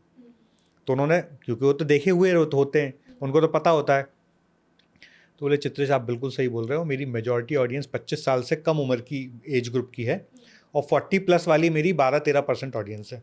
तो मैंने कहा फिर ये प्रोडक्ट बिकेगा ही नहीं। तो ये कब हो पाया? जब मैं सेल्स पे बैठने के पहले मैं पूरी स्टडी करके गया कि यार ये XYZ ये कंटेंट बनाता है, ये कंटेंट तो बच्चे देखते हैं, बड़े तो देखते ही नहीं है। अब बड़े देखते नहीं है तो बड़ा तो इसका यूज़र ही नहीं है। जब यूज़र नहीं है तो 10 लाख का प्रोडक्ट कौन खरीदेगा? बिल्कुल। आज आपकी मम्मी, आप बॉस्टन यूनिवर्सिटी में जाओ, हार्वर्ड यूनिवर्सिटी में जाओ, वहाँ 1-2 करोड़ रुपए खर्च होगा तो आपके मम्मी पापा खर्च कर देंगे। पर आप बोलोगे मुझे एक इन्फ्लुएंसर का ये कोर्स खरीदना है 10 लाख का, तो खर्च नहीं करेंगे। अग्री। आज भी हम उस लेवल पे हमारे देश में नहीं आया है।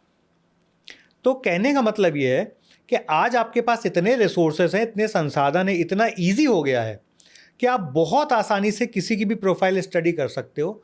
तो सेल्स पिच पे बैठने के पहले आप स्टडी करके जाओ, जैसे आपको कोई कॉमन कनेक्शन मिले बस उस कनेक्शन पे बात करना शुरू करो, तुरंत रिलेशन बन जाता है। ओके, तो कॉमन कनेक्शन ढूंढना है हमें। एकदम एक कोई कॉमन उसकी और आपकी, जिस सब्जेक्ट पे आप बात कर सको। अब कई बार क्या होता है, मान लो कोई मुझे प्लेन चलाने वाला मिल गया, अब मुझे प्लेन चलाना तो आता नहीं और उसके बारे में कोई नॉलेज नहीं, और मैं ज़बरदस्ती उसके साथ प्लेन के ऊपर बात कर रहा हूँ, तो फिर वो डिस्ट्रैक्ट हो जाएगा, वो फिर आपको बेवकूफ़ समझेगा। तो अब आप उसके ना वो प्रोफाइल की जगह कोई दूसरी प्रोफाइल ढूंढ लो कि यार ये प्लेन तो चलाता और क्या करता है, क्या इसको घूमने का शौक है, क्या इसको क्रिकेट का शौक है। अब आपने देखा कि उसने किसी पोस्ट में डाला कि यार सूर्य कुमार यादव ने बहुत अच्छा कैच लिया और वर्ल्ड कप जिता दिया, तो आपको तुरंत कनेक्शन मिल गया कि यार ये क्रिकेट का फैन है पक्का, तब तो सूर्य कुमार का इसने कैच देखा, आप क्रिकेट की बात करो। राइट। तो ये कॉमन सेंस आपको लगाना होता है कि मैं जिसके साथ बैठा हूँ इस व्यक्ति से मैं किस सब्जेक्ट पे बात करूँ, और वो सब्जेक्ट पे जिस पे आप बात कर रहे हो उसका थोड़ा जनरल नॉलेज होना ही चाहिए। अब मान लीजिए आप और मैं सेम फ्लाइट से अमेरिका जा रहे हैं, है ना। अब आप अमेरिका 10 बार जा चुके हो और मैं अमेरिका पहली बार जा रहा हूँ, है ना। तो यहाँ पे यदि मैं अमेरिका की विशेषता आपको बताऊँगा तो आप मुझे बेवकूफ़ समझोगे। यहाँ पे आप बेवकूफ़ बन जाओ और उससे पूछो, भैया आप 10 बार अमेरिका जा चुके हो, कौन सी चीज़ अच्छी होती है अमेरिका में, अच्छा इंडियन लोगों को कैसे ट्रीटमेंट मिलता है। तो जब आप उसको ज़्यादा सम्मान दोगे ना, उसको ऐसा फील कराओगे यार अपन तो बड़ा इंटेलिजेंट है यार, ये देखो इसको अपन ज्ञान दे सकते हैं, तो वो फिर और खुल के आपको ज्ञान देगा और बढ़िया तरीके से आपके रिलेशन बन जाएंगे। तो ये बड़ा कॉमन चीज़ है जो करते करते आएगा, पर इसमें सबसे अच्छी ब्यूटी ये है कि आज आपके पास ये सारी चीज़ें अवेलेबल हैं, ऑनलाइन आप ढूंढ सकते हो। तो जो भी सेल्स करता है मैं उसको एक ही चीज़ बोलता हूँ, स्टडी और कस्टमर फर्स्ट। स्टडी और कस्टमर फर्स्ट। पहले कस्टमर को स्टडी करो, उसके बाद बात करना शुरू करो, और फिर सेल्स ना हो ऐसा होता ही नहीं है। भैया व्हाट इज आइस ब्रेकिंग, मैंने बहुत सुना इसके बारे में। यही जो अभी अपन बात कर रहे हैं यही आइस अच्छा, ब्रेकिंग। इसको ही आइस ब्रेकिंग। आइस ब्रेकिंग का एकदम सरल हिंदी में, सरल लैंग्वेज में हम बात करें कि आप दोनों के बीच में जो बात ना करने की दीवार बनी हुई है, उस दीवार को तोड़ दो।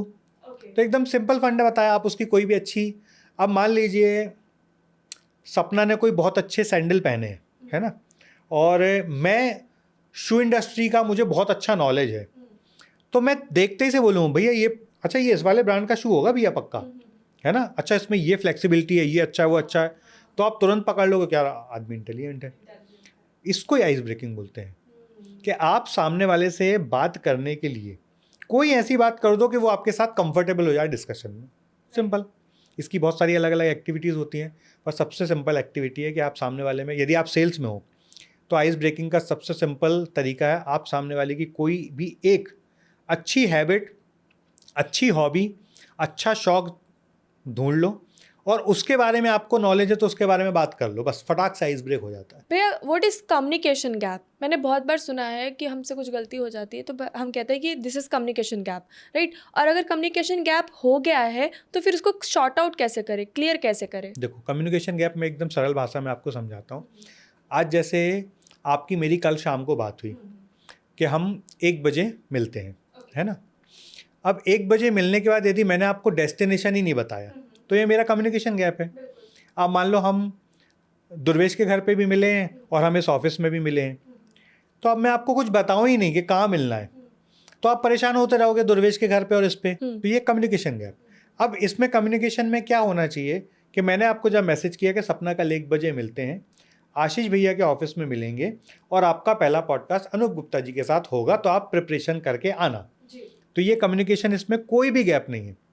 पर यदि कल रात में मैं आपको बोलता ही नहीं कि किससे मिलना है, किसका पॉडकास्ट करना है, और सीधे 1 बजे यहाँ पे अनूप गुप्ता आके बैठ जाते और आपसे बोलता सपना आपको पॉडकास्ट लेना है, तो बोलती भैया मैंने तो प्रिपरेशन ही नहीं की, मुझे तो पता ही नहीं अनूप गुप्ता कौन है। बिल्कुल। इसको ही बस कम्युनिकेशन गैप बोलते हैं कि आप जो भी बात सामने वाले को बोल रहे हो उस बात को पूरा प्रॉपरली, यदि आपने कोई जगह पे मिलने की बात किया है तो कितने बजे मिलोगे, कौन से डेस्टिनेशन पे मिलोगे। आप मान लीजिए हमने स्टेडियम पे मिलने की बात की, अब स्टेडियम के 4 गेट हैं, मैंने आपको फ़ोन किया कि सपना आ जाओ, मैं स्टेडियम पहुंच गया हूँ। अब आप स्टेडियम में 4 नंबर गेट पे खड़े होकर मुझे फ़ोन लगाओगे, भैया कहाँ पे हो आप, मैं कहूँगा मैं तो 1 नंबर गेट पे। अरे अभी आपने बताया नहीं था। This is communication gap. और इसको क्लियर, मतलब ये होता है कि समटाइम्स हम क्लियर करना चाहते हैं, जैसे कि ये तो आपने बता दिया कि इट्स अ वेरी कॉमन कि हमने कॉल किया शॉर्ट आउट हो गया, बट कई कम्युनिकेशन गैप ऐसे होते हैं जिससे रिश्ते ही ख़राब हो जाते हैं और समझ में भी नहीं आता उसको शॉर्ट आउट कैसे करें।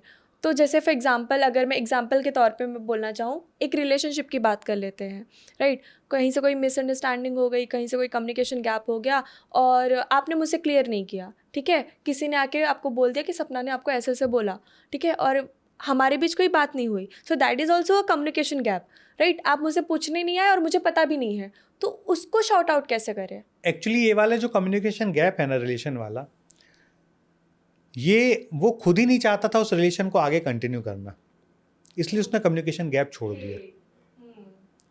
जब आप मान लीजिए मैं और सपना रिलेशनशिप में, एक एग्जांपल लेते हैं, तो यदि मुझे सपना के साथ रिलेशन आगे कंटिन्यू नहीं करना ना, तो ये मैं ख्याली एक बहाना ढूंढूंगा यार उसने मुझसे ऐसा बोल दिया था। और जब आप किसी के साथ रिलेशनशिप को निभाना चाहते हो ना, तो कम्युनिकेशन गैप होने के चांसेस होते ही नहीं है। तो एक्चुअली वो कम्युनिकेशन गैप नहीं होता है, वो बहाना होता है उस रिश्ते से दूर होने का। That is not communication gap. क्योंकि जब कम्युनिकेशन गैप क्रिएट होता है ना, तो वहाँ पे दोनों में से कोई भी आगे बढ़ के बात कर सकता है, कोई सब्जेक्ट ही नहीं होता, पर दोनों ही रिलेशन नहीं बचाना चाहते, इसलिए वो गैप हो जाता है। तो सच ये है कि वो कम्युनिकेशन गैप नहीं है, वो दोनों एक दूसरे के साथ उस रिलेशन में रहना ही नहीं चाहते थे, इसलिए वो परिस्थिति बनी। यदि वो दोनों एक दूसरे के साथ उस रिलेशन में रहना चाहते तो वो परिस्थिति बनती ही नहीं। जैसे हम दोनों यहाँ बैठे हैं, आप नीचे जाओ और आप आशीष भैया को जाके बोलो कि चित्रेश भैया आपके बारे में बहुत बुरा बुरा बोल रहे थे, तो बोलेंगे बिल्कुल सही बोल रहे थे। यदि उन्होंने बोला है ना, तो वही सही होगा। Right right. क्योंकि उनको पता है मैं क्या हूँ, मुझे पता है वो क्या है। और यदि कभी ऐसा होगा भी ना, तो हम लोग है ना तुम्हारे सामने बोलेंगे, भैया सपना बोल रही थी कि आपने मुझे ऐसा बोला। देखो सपना कुछ भी बोलती रहती है भैया, तो कभी कम्युनिकेशन गैप होगा ही नहीं कि होगा। तो यदि कोई वो रिश्ते में आगे बढ़ना ही नहीं चाहता ना, तो वो उस कम्युनिकेशन गैप का सहारा लेता है। वो कम्युनिकेशन गैप है ही नहीं, वो केवल एक बहाना है उस रिश्ते से बाहर आने का। मैं एक बहुत ही मेजर क्वेश्चन मैं आपसे पूछती हूँ कि आप बहुत एक्सपीरियंस है, बहुत अपने लाइफ में देखे होंगे, अरेंज मैरिज भी देखे होंगे और लव मैरिज भी देखे होंगे, सबसे ज़्यादा क्या चलता है, अरेंज मैरिज या लव मैरिज? सबसे ज़्यादा चलता है एक दूसरे को समझना। अच्छा। यदि आप लव मैरिज करने के बाद भी एक दूसरे को नहीं समझे हो तो नहीं चलेगा, और यदि आप अरेंज मैरिज करने के बाद भी एक दूसरे को समझ गए हो तो चलेगा। त्याग की भावना होगी ना, हमें जब भी कोई रिलेशन होता है ना, तो रिलेशन वही चलता है जिसमें आपकी त्याग की भावना हो, आपकी कॉम्प्रोमाइज़ की भावना हो। अब कॉम्प्रोमाइज़ शब्द को लोग गलत तरीके से उपयोग कर लेते हैं कि यार मैं क्यों कॉम्प्रोमाइज़ करूं मेरी विशेष से। कई जगह वो भी तो कॉम्प्रोमाइज़ करेगा। आज मान लीजिए मैंने जिससे शादी की है, वो अपने परिवार को छोड़ के मेरे पास आई है ना, तो यदि वो अपने परिवार को छोड़ने का कॉम्प्रोमाइज़ कर सकती है, तो छोटी मोटी चीज़ों का कॉम्प्रोमाइज़ मैं भी कर सकता हूँ। बिल्कुल। तो आज के समय में लव मैरिज भी नहीं टिकती, अरेंज मैरिज भी नहीं टिकती हैं। कारण केवल एक ही है कि उन दोनों में एक दूसरे के साथ कॉम्प्रोमाइज़ करने की इच्छा नहीं है। तो चलती दोनों ही हैं। मैंने कई ऐसी अरेंज मैरिज देखी हैं जिन्होंने कभी एक दूसरे को शादी के पहले देखा ही नहीं था, पर शादी के बाद दोनों ने एक दूसरे के साथ एडजस्टमेंट किया। शादी के 1-2 साल तो है ना, आपको सामने वाले का कैरेक्टर समझने में टाइम जाता है, आपको एक दूसरे का नेचर समझने में टाइम जाता है। तो वो 1-2 साल है ना, एकदम पेशेंस रखना चाहिए। कई बार सामने वाला गलत नहीं भी होता और हम इम्पेशेंट हो जाते हैं ओवर एक्सपेक्टेशंस में।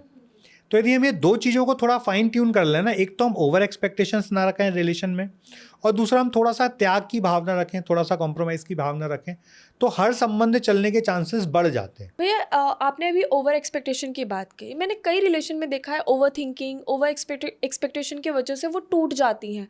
तो ये जो ओवर थिंकिंग होती है उसको कैसे कंट्रोल किया जा सकता है? देखो, ओवर थिंकिंग और ओवर एक्सपेक्टेशन दोनों बहुत अलग अलग चीज़ें हैं। ओवर थिंकिंग तो किसी को भी हो सकती है, पर ओवर थिंकिंग भी ना तभी होती है जब दो लोगों के बीच में कम्युनिकेशन कम हो।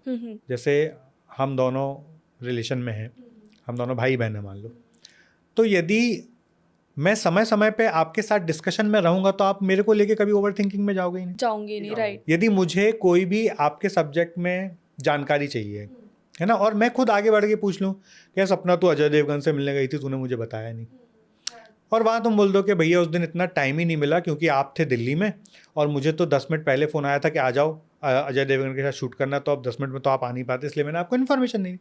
बात खत्म हो जाएगी। भैया इट सीम्स अजय देवगन आपकी फेवरेट एक्टर है। हाँ, मेरे one of the favourite actor Ajay Devgan है। क्योंकि 2 से 3 बार नाम आ चुका है अजय देवगन है। मैं अजय देवगन को बड़ा पसंद करता हूँ, अक्षय कुमार को बड़ा पसंद करता हूँ, पर अजय देवगन को मैं सबसे ज़्यादा पसंद करता हूँ।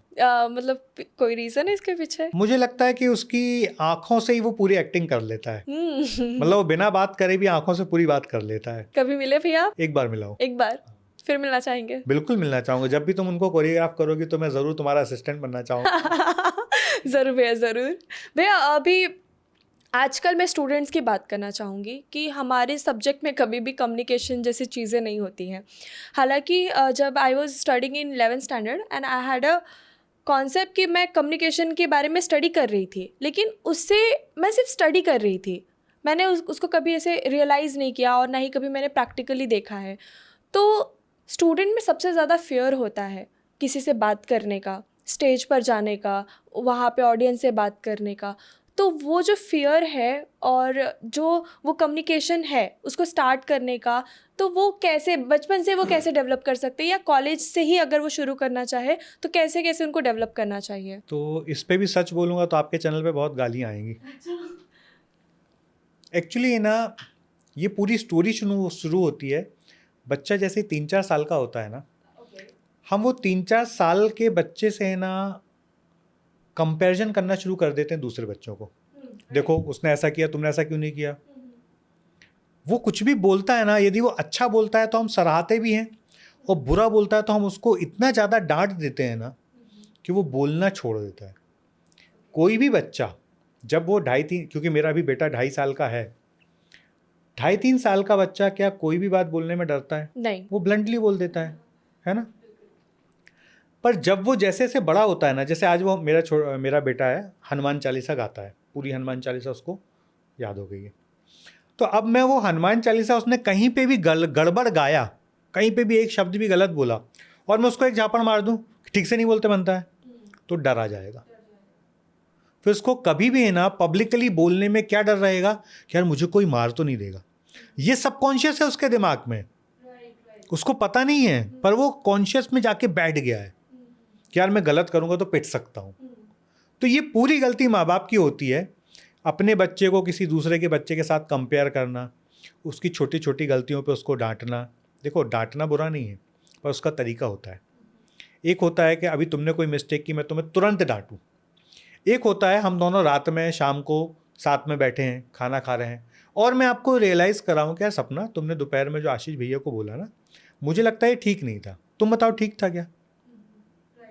आपने दोनों तरीके में समझाया। पहले तरीके में आपने उसको रूडली बिहेव किया और ऑन द स्पॉट किया। आजकल जो हम बोलते हैं ना बच्चे हमारे सुनते नहीं हैं, उसका सबसे बड़ा कारण है कि माँ बाप इंस्टेंट उसको ठीक करना चाहते हैं, और इंस्टेंट ठीक नहीं होती चीज़ें, आज के समय पे तो नहीं होती हैं।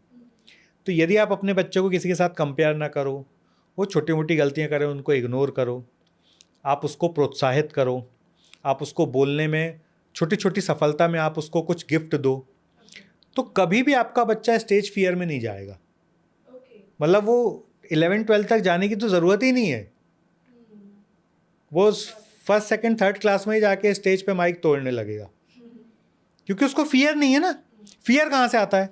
क्या बच्चा पैदा होता है तो उसको फियर होता है? जब बच्चे पैदा होते हैं, एक स्टडी बोलती है 2 टाइप के फियर होते हैं, एक तेज़ आवाज़ का और एक तेज़ लाइट का, बाकी उनको कोई फियर नहीं होता। छोटा बच्चा, अभी आप कभी भी इंटरनेट पे सर्च करो, वो सांप के साथ खेलता रहता है, 3-4 साल का बच्चा, मैंने इंटरनेट पे आप देखोगे ना, उसको कुत्ते से कोई डर नहीं होता। हम डर पैदा कर देते, और ये कुत्ते के पास नहीं जाना, वो काट लेगा, और ये सांप है, हम डर डालते हैं। डर बच्चों में पैदाइशी नहीं होता है। तो वैसे ही है ना, हम उसको डरा देते, अरे स्टेज पे बात करना बड़ा कठिन होता, अच्छे से प्रिपेयर होके जाना। उसको तो पता ही नहीं था कठिन था, तुमने कठिन बना दिया। या कराटे अच्छे से खेल के आना, जीत के ही आना, हारना नहीं है अपने को, अपने कठिन बना दिया, करो हारना ही पर जीता। Getting my point? तो यदि आप बच्चों को बचपन से मोटिवेट करोगे तो कभी भी उनको लगेगा ही नहीं है कठिन काम है, और कभी जब कठिन नहीं लगेगा तो अच्छे से बात करेगा। भाई अब मैं आपसे एक बहुत इंपॉर्टेंट क्वेश्चन पूछने जा रही हूँ, मेरे ऑडियंस के लिए भी मेरे लिए भी। पेरेंट्स को कन्विंस कैसे करें? फॉर एग्जांपल मैं जा रही हूँ ट्रिप पे मेरे फ्रेंड के साथ, और या फिर मैं किसी के साथ रिलेशनशिप में हूँ और मैं कन्विंस करना चाहती हूँ मेरे पेरेंट्स को, क्या पिच होना चाहिए? देखो वैसे तो है ना, ये केस टू केस डिफर होता है, पर फिर भी इसको यदि हम एकदम कॉमन बोलें कि कॉमनली क्या होना चाहिए, पहली बात तो आप रिलेशनशिप में जाने के पहले यदि आपने अपने किसी करियर को डिसाइड किया है और आपके माँ बाप भी आपके उस करियर को लेकर एक्साइटेड हैं, तो पहले तो अपने उस करियर की आप बुलंदी पे पहुँचो। फिर उसके बाद आप ये बात रखोगे ना कि मम्मी देखो, आपके मेरी और आपकी इच्छा थी कि मैं एक अच्छी कोरियोग्राफर बनूं, तो मैं अच्छी कोरियोग्राफर बन गई हूँ, पर अब मैं आगे की ज़िंदगी XYZ इसके साथ बिताना चाहती हूँ और मेरे लाइफ में ये बड़ा इंपॉर्टेंट है और मैं इसके साथ ही आगे बढ़ना चाहती हूँ। तो बहुत चांसेस होते हैं कि आपको हाँ ही सुनने मिलेगी। पर बच्चे क्या गलती करते हैं, जो मेन देखो, माँ बाप क्या चाहते हैं, बच्चों की खुशी है ना। माँ बाप को क्या लगता है कि यार आज सपना यदि ये प्यार मोहब्बत रिलेशनशिप में पड़ गई तो शायद ये अपने करियर से भटक जाएगी। राइट। और यदि आपने अपना करियर सेफ सिक्योर बना लिया है, फिर आप ये बात करोगी, तो माँ बाप ये सोचते हैं कि देखो सपना चाहती तो शायद इससे शादी करने के बाद मुझे बताती है, तो फाइनेंशियल सेटल हो गई है, ये तो करियर से सेट है। पर देखो ये मेरी कितनी रिस्पेक्ट कर रही है कि मुझे इसने पहले पूछा। Getting my point? तो कॉमनली चाहे मेल हो चाहे फीमेल हो, पहले आप अपना करियर को सेट करो। एक बार करियर सेट करने के बाद फिर आप अपने माँ बाप से बोलोगे ना, तो चांसेस ज़्यादा होते हैं आपको हाँ सुनने के। मैंने सुना सर कि आप करियर बना रहे हो, ठीक है, आप कहीं पर भी किसी भी फील्ड में आप काम कर रहे हो, करते रहो, लेकिन शादी आपको एक टाइम पे कर लेना चाहिए। आप इस पे आप कितना सपोर्ट करते हैं इसे? देखो ये बात है ना, आज से 30-40 साल पहले बिल्कुल सही थी, आज के समय पे सही नहीं है। क्योंकि आज आपको, भले भारत में हम रहते हैं, बहुत सस्ती देश है हमारी, फिर भी आपको सर्वाइवल के लिए, एक अच्छी लाइफस्टाइल जीने के लिए एक अच्छी इनकम चाहिए, और अच्छी इनकम के लिए आपको अच्छा करियर चाहिए। तो दो तरीके हैं, या तो आप अपनी लाइफ लग्जरी बनाने की सोचो ही मत, और करियर बना नहीं बना शादी कर लो, है ना। यदि आपको फॉर एग्जांपल आप लड़की हो और आपको हाउसवाइफ बन के ही रहना है, तो एक अच्छा सेटल लड़का देख लो, शादी कर लो, है ना। पर यदि आपकी स्ट्रॉन्ग डिज़ायर है कि आपको ऐसी ही लाइफ जीनी है, तो फिर वो लाइफ जीने के लिए आप खुद कैपेबल बनो, फिर शादी करो। कि भगवान ना करे कि आपके रिलेशन आगे बहुत अच्छे नहीं चलते हैं, तो भी आप वो लाइफ जी सको। तो सब डिपेंड करता है कि आपके एक्सपेक्टेशंस क्या है। यदि आपके एक्सपेक्टेशंस हाई हैं तो खुद कैपेबल बनो, और आप साधारण हाउसवाइफ बन के जीना चाहते हो तो फिर कोई ज़रूरत नहीं है, आपके एंगल से है। अब मेल के एंगल से बोलता हूँ कि मेल को तो जब तक वो 100% सेटल ना हो जाए उसको शादी करनी नहीं चाहिए। क्योंकि शादी के बाद जो उसके ऊपर खर्चों का प्रेशर आता है, जो उसके पास इमोशनल प्रेशर आते हैं, वो इमोशनल प्रेशर ना झेल पाने के कारण लोग सुसाइड कर लेते हैं। हाँ, राइट। तो पहले तो आप सक्षम बनो, चाहे 25 में बनो चाहे 30 में बनो, उसके बाद ही शादी करो। और जितनी ज़्यादा आप अर्ली एज में, मतलब आप 16, 17, 18 साल के और आपने उस समय अपने करियर को टाइम दिया, तो चांसेस हैं कि आप 25 के पहले सेटल हो जाओगे। अक्सर बच्चे क्या करते हैं, आज की जेनजी बोलो या मिलेनियल बोलो, वो क्या करते हैं, जब वो उस एज में होते हैं तो उनको लगता है यार अभी तो उम्र है, अभी तो हम खाएंगे पिएंगे ऐश करेंगे, लड़कियों के साथ घूमेंगे, फालतू खर्चे करेंगे, नशे करेंगे, अभी तो एज है, बुढ़ापे में थोड़ी करते हैं ये चीज़। यही सोच के कारण उनका करियर जो 25 में हो जाना चाहिए था ना सेट, वो सेट होता है 30 में, 40 में, 50 में। तो या तो आप पहले अपने आप को पूरा 100% टाइम देके करियर सेट कर लो, फिर घुमाओ ना, 4 लड़कियां भी घुमाओ, दारू भी पियो, सब करो, पहले खुद को सक्षम बना लो। हम पहले खुद को सक्षम नहीं बनाते हैं, पहले बाकी के सारी चीज़ें करते हैं, क्योंकि हमें लगता है ये ज़िंदगी बार बार नहीं मिलती है, ज़िंदगी ना मिलेगी दोबारा। एकदम घटिया सोच है। मतलब मैं हर किसी से ये बोलूँगा, सबसे पहला फोकस करो अपने आप को बनाने में। फिजिकली भी फिट बनाओ, मेंटली भी फिट बनाओ, फाइनेंशियल भी फिट बनाओ, फिर सारे शौक करो, हर काम करो जो आपका दिल करे। और ऐसा बिल्कुल नहीं है कि आप ये सब करने में आपको 50 साल लग जाएगा। यदि आप 15-17 साल की उम्र से इस बारे में सोचना शुरू करोगे, तो आई एम श्योर कि आप 25 साल में वो मुकाम पे पहुंच जाओगे जहां आप पहुंचना चाहते हो। मतलब यदि आप पॉलिटिक्स में भी बहुत अच्छा करियर बनाना चाहते हो ना, और आप 15 साल की एज से सही तरीके से मेहनत करो, तो आप 30 साल में एक अच्छी जगह पे पहुंच सकते हो। बिल्कुल भैया, एक शायद मेरे ऑडियंस में बहुत लोगों का ये क्वेश्चन होगा कि शादी हो जाती है जल्दबाजी में, लव मैरिज हो या अरेंज मैरिज हो, जल्दबाजी में शादी हो जाती है। कई बार ऐसे अरेंज मैरिज में भी होता है और लव मैरिज में भी कई बार ऐसे सीन हो जाते हैं कि जल्दबाजी में वो लोग शादी कर लेते हैं, हालांकि उन्होंने भी सोचा है कि करियर बना ले उसके बाद शादी करेंगे, लेकिन कोई ऐसे सीन की वजह से उन्होंने शादी कर लिया। अब मैंने सुना है कि शादी के बाद जो लड़कियां होती हैं उनका जो उनका जो करियर होता है वो ख़राब ही हो जाता है, वो कुछ नहीं कर पाते। तो ऐसे अगर आप हैं, क्योंकि मुझे ऐसा लगता है यू आर अ जेंटलमैन, तो फिर आप कैसे सपोर्ट करते हैं आपकी वाइफ को ऐसे सिचुएशन में? देखो, पर्टिकुलरली मेरी वाइफ तो ऐसा कुछ करना नहीं चाहती है। Okay. तो मैं एग्जैक्ट शायद जो बोलूँ आप उससे रेजोनेट कर भी सकते हैं। देखो, आज मैं ऐसा सोचता हूँ कि हर हस्बैंड को अपनी वाइफ को 100% ग्रो होने का मौका देना चाहिए। क्योंकि आज जो वर्ल्ड ऑफ कंपटीशन है ना, जितना ज़्यादा दोनों मिलके कमाएंगे उतना बेहतर तरीके से अच्छे से लाइफ जी पाएंगे। पर उस कमाई के चक्कर में आपका ध्यान आपके बच्चों से नहीं हटना चाहिए। मतलब हस्बैंड भी कमा रहा है, वाइफ भी कमा रही है, और बच्चे पाल रहे हैं आया, बच्चे पाल रहे हैं नौकर, तो ऐसी कमाई फिर नहीं करनी चाहिए। फिर आइदर यदि महिला ज़्यादा अच्छा जॉब कर रही है तो हस्बैंड को स्विच कर देना चाहिए जॉब और बच्चे का ध्यान रखना चाहिए, और यदि मेल बहुत अच्छा कमा रहा है तो फीमेल को कर देना चाहिए। मान लीजिए फीमेल 50,000 कमा रही है और 30,000 रुपये वो अपने घर में बच्चे के रहन सहन खाने पीने में जो नौकर चाकर लगे उसमें ही खर्च कर रही है, तो फिर वो 50,000 कमाने का कोई तुक नहीं है। क्योंकि बच्चे नौकरों से बड़े नहीं होते, बच्चे आपके इमोशन से बड़े होते हैं। आज जो वृद्धाश्रम में लोगों को ठूंस दिया जा रहा है ना, क्यों? क्योंकि उन्होंने अपने सही समय पे बच्चों को वो इमोशन दिया ही नहीं। यदि आपके फादर के साथ मदर के साथ कोई ब्यूटीफुल मेमोरी नहीं है तो आप उनको 100% अनाथ आश्रम वृद्धाश्रम में छोड़ के आने वाले हो, क्योंकि आपका कोई इमोशनल अटैचमेंट नहीं है ना। पर जिनके साथ इमोशनल अटैचमेंट है, क्या आप उनको छोड़ के आओगे? आज आपके फादर के साथ आपकी बहुत अच्छी बॉन्डिंग है, मदर के साथ बहुत अच्छी बॉन्डिंग है, तो क्या आप उनको अनाथ आश्रम छोड़ के आओगे? आज मैं दिल्ली आता हूँ, 5-10 दिन महीने में दिल्ली रहता हूँ, बाकी समय मैं जबलपुर रहता हूँ। तो मेरे बेटे को और मेरी वाइफ को मैं दिल्ली लाने के पीछे सबसे बड़ा इमोशनल बैरियर है कि यार वो अपने दादा दादी से दूर हो जाएगा। ये मेरा सबसे बड़ा इमोशनल बैरियर है। तो मुझे कितना स्नेह है मेरे माता पिता से और उनके प्रेम से और मेरे बेटे के प्रेम से। तो मैं ऐसा सोचता हूँ कि वैसे तो दोनों को बहुत कमाना चाहिए, कोई बुराई नहीं है कमाने में, पर जब बच्चे को आपके समय की ज़रूरत हो उतना समय तो आपको बच्चे के साथ ही बिताना चाहिए। नहीं तो फिर इमोशनल बॉन्डिंग नहीं बनती है, और इमोशनल बॉन्डिंग नहीं बनेगी तो वो आपकी परवाह नहीं करेगा, आप उसकी परवाह नहीं करोगे।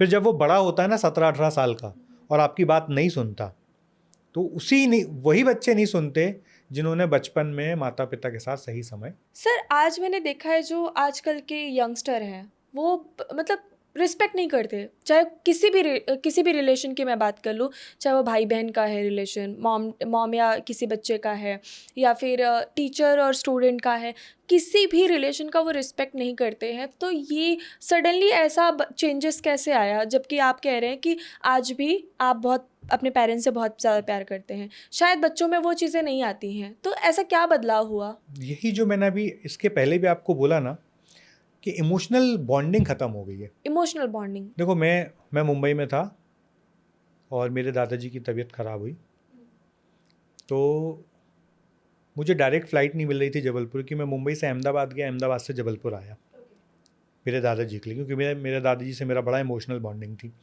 और मेरे आने के बाद दादाजी कुछ समय 1-1.5 महीने करीब जीवित भी थे। तो वो 1 महीने मैंने पूरा 1 महीने सारा काम धंधा साइड करके पूरा 1 महीने लगभग 10 से 12 घंटे में अपने दादाजी के साथ समय बिताता था। उस समय मेरे लिए पैसे की कोई वैल्यू नहीं थी, काम की कोई वैल्यू नहीं थी, क्योंकि मुझे लगता था कि ये 1 महीने या जितने भी दिन मेरे दादाजी रहेंगे वो शायद मेरे को दोबारा कभी मिलेगा ही नहीं। तो क्योंकि मेरे दादाजी ने बचपन से मुझे इतना प्यार दिया था, बचपन से उन्होंने मुझे इतना समय दिया, इतना अपने साथ लाड़ प्यार में इतना रखा कि मैं ना चाह के भी उनके आखिरी समय में उनसे दूर नहीं हो पाया। तो जो बात मैंने इसके पहले वाले सवाल में बोली थी ना, यदि आपके माता पिता आपके साथ इमोशनल अटैच हैं, यदि रोज़ सुबह और शाम आप अपने मम्मी पापा के साथ खाना खा रहे हो, बैठ के चर्चा कर रहे हो, आधे 1 घंटे उनसे गपशप कर रहे हो, तो बहुत कम चांसेस होंगे कि वो आपके साथ रूड हो जाए। पर आप जितना कम टाइम दोगे, जितना उसकी परवरिश नौकर करेंगे उतना ज़्यादा चांसेस होंगे कि वो रूड होगा। भैया एक अभी आपने इमोशन बात किया कि आप इतने ज़्यादा इमोशनल कनेक्टेड थे अपने दादाजी से कि आप उनसे रोज़ टाइम देते थे और अलग नहीं हो पाए। मेरा यही इसी से रिलेटेड एक सवाल है कि हम कभी भी बहुत इमोशनली कनेक्टेड होते हैं, जैसे कि मॉम होती है बच्चों से, कभी बच्चा भी होता है किसी और पर्सन से। तो जब हम ब्रेक होते हैं या फिर हमें डिस्टेंस लाना है उस रिलेशन में, हाँ, या फिर हम अलग होते हैं, तो वो इमोशंस को आप कैसे कंट्रोल करते हैं या कैसे बैलेंस करते हैं? देखो, उन रिलेशंस को या उस इमोशंस को कंट्रोल करने के लिए एकदम सिंपल फॉर्मूला है कि आप कोई भी ऐसी चीज़ में अपना टाइम एनर्जी लगा लो, फोकस लगा लो जो उससे भी ज़्यादा वैल्यूबल हो आपके लिए। फॉर एग्ज़ाम्पल, मैं किसी के साथ इमोशनल रिलेशन में हूँ और मेरा उसके साथ किसी भी कारण से रिलेशन नहीं जम रहा, तो मैं अपने करियर या मैं अपने स्पोर्ट्स में या मैं अपने कोई भी ऐसी हॉबी में टाइम लगाना शुरू कर दूं जिसमें मुझे मज़ा आता है। तो आप धीरे धीरे देखो, ये सब चीज़ें ना टाइम अपने आप दूर कर देता है। आज मेरे दादाजी को गए 5 साल हो गए, तो 5 साल पहले मेरा जो अटैचमेंट था उनसे आज वो नहीं है। क्यों नहीं है? क्योंकि 5 साल का समय बीत चुका है। कोई भी व्यक्ति, किसी के परिवार में कोई व्यक्ति जाता है तो 1 दिन दुख होता है, 2 दिन दुख होता है, 5 दिन, 10 दिन, 15 दिन, 1 महीने, 2 महीने। बहुत रेयर कोई ऐसा केस सुना होगा कि किसी के जाने पे कोई सालों अवसाद में रहा हो। बहुत कम। 15 दिन बाद लोग ऑलमोस्ट भूल जाते हैं। कैसे भूल जाते हैं? जैसे कोई अपना शरीर छोड़ता है ना, उसके बिस्तर, उसके कपड़े, उसका चादर, जो जो उसकी उससे जुड़ी चीज़ें हैं ना, सारी चीज़ों को घर से बाहर कर दिया जाता है। क्यों? जिसमें जब भी आप घर में जाओ ना तो उसकी कोई भी चीज़ देख के आपको याद ना आए। तो मोस्टली सोने चांदी को छोड़ दो तो सारी चीज़ें उसकी घर के बाहर कर दी जाती हैं। सब फेंक दिया जाता है, दान दे दिया जाता है, जला दिया जाता है। तो उससे वो अटैचमेंट होने की जितनी चांसेस होते हैं ना, जितने ऐसी चीज़ें जिससे एंकर हो सकता है, वो सब हटा दिया जाता है। तो वैसे ही आप किसी के साथ आज प्रेजेंट किसी रिलेशन में हो, आप उसकी जगह किसी दूसरे अपने उससे भी बड़े टास्क पे, उससे भी बड़े गोल पे अपना ध्यान लगाओ। धीरे धीरे धीरे धीरे वो नई मेमोरी आती जाएगी, पुरानी मेमोरी जाती जाएगी। एग्जैक्टली भैया एक क्वेश्चन ये है कि समझ लीजिए मैं आपके साथ प्रोफेशनली कनेक्टेड हूँ और आशीष भैया है, मैं उनके साथ पर्सनली कनेक्टेड हूँ। तो ये जो हमारा 2 रिलेशन है, इन दोनों में क्या डिफरेंस होना चाहिए, पर्सनली एंड प्रोफेशनली? देखो, जहाँ प्रोफेशनली बात होती है, जहाँ हम प्रोफेशन की बात करें तो वहाँ पे चीज़ें सब बिजनेस पॉइंट ऑफ व्यू से होना चाहिए। बिजनेस पॉइंट ऑफ व्यू से टाइम दीजिए। वहाँ पे कोई भी चीज़ें हैं ना बिना कारण के नहीं होनी चाहिए। वहाँ सब कारण से होना चाहिए। यदि आप उनसे मिलने गए हो तो कोई कारण होना चाहिए, यदि आप उनके साथ बिजनेस कर रहे हो तो कोई कारण होना चाहिए। पर जहाँ पर्सनल रिलेशन है वहाँ कोई कारण नहीं होता। वहाँ केवल एक ही चीज़ होता है, प्यार होता है बस। वहाँ प्यार, टाइम, मतलब आप उसके साथ 4 घंटे भी फालतू बैठे हो, कुछ बातचीत नहीं हो रही है, कोई काम की बात नहीं हो रही है, बस आप उसके साथ बैठे हो, आपको उसके साथ बैठने में अच्छा लगता है तो टाइम दीजिए। तो जहाँ रिलेशन है पर्सनल वाला, वहाँ सबसे इम्पॉर्टेंट है वैल्यू। आप उसको कितना कमिटमेंट से प्यार करते हो, कितना ज़्यादा प्यार देते हो। और जहाँ प्रोफेशन की बात है वहाँ बिना कारण के कोई टाइम इन्वेस्ट नहीं होना चाहिए। वहाँ हर चीज़ कारण से होनी चाहिए। तो प्रोफेशन में कारण होता है, पर्सनल में कोई कारण नहीं होता है। Okay, thank you so much भैया, बहुत मज़ा आया आपके साथ पॉडकास्ट करने का। और एक्चुअली आज मुझे समझ में आया है ये जो आपने कम्युनिकेशन, रिलेशनशिप बिल्डिंग, आज मुझे बहुत सारी चीज़ें क्लियर हुई। हालांकि मैं पॉडकास्ट वगैरह देखती हूँ और कई चीज़ें हैं कि मैंने पर्सनली भी ऑब्जर्व किया है, मैंने नोटिस किया है, लेकिन आपने जो नॉलेज शेयर किया है ना वो एक्सट्रीम लेवल का था। So thank you so much once again, आपने इतना टाइम दिया और आपने इतने सारे डाउट्स क्लियर किए। हालांकि मुझे ऐसा लगता है मेरे साथ साथ कई लोगों के क्वेश्चंस होंगे। So thank you so much once again. And अगर आपको ये चैनल पसंद आया, अगर आपको ये पॉडकास्ट पसंद आया तो चैनल को लाइक करिए, शेयर करिए, सब्सक्राइब करिए और जल्दी मिलते हैं एक और बहुत ही अमेजिंग पर्सनालिटी के साथ। तब तक के लिए पूरे चैनल में जितने भी पॉडकास्ट है सभी पॉडकास्ट को देखिए और जो भी क्वेश्चंस है, जो भी डाउट है, कमेंट बॉक्स में ज़रूर लिखिएगा। थैंक यू सो मच भैया। वैसे मैं एक बात और ऐड करना चाहूँगा कि मैंने बहुत अच्छे जवाब नहीं दिए। एक्चुअली आपने इतने अच्छे सवाल पूछे कि मेरे अंदर से अच्छे जवाब निकल गए। तो कई बार जवाब देने वाले का ब्यूटी नहीं होती है या जवाब देने वाले का टैलेंट नहीं होता। आपने जितनी ब्यूटी से सवालों को पिरोया, जितनी ब्यूटी से आपने क्वेश्चंस को फ्रेम किया, उसने मजबूर कर दिया कि मैं अपने अंदर के सारे नॉलेज को निकाल के आपके सामने रख दूं और आपके ऑडियंस के काम आए। तो बहुत बहुत शुभकामनाएं सपना आपके लिए। आप जिस तरीके से पॉडकास्ट लेते हो और जिस तरीके से आप लोगों के साथ बातचीत कर रहे हो, तो आई एम श्योर के बहुत जल्दी आने वाले 2-3 साल में आप देश के टॉप 10 पॉडकास्टर में आने वाले हो। आप में वो टैलेंट है और मैं वापस शुभकामनाएं दूंगा कि जल्दी से मैं चाहता हूं कि देश के टॉप 10 पॉडकास्टर में सपना का नाम गिना जाए। धन्यवाद भैया, ये तो आपका बड़प्पन है कि आप किसी की तारीफ लेते नहीं, उल्टा उसी को दे देते हैं। Thank you so much.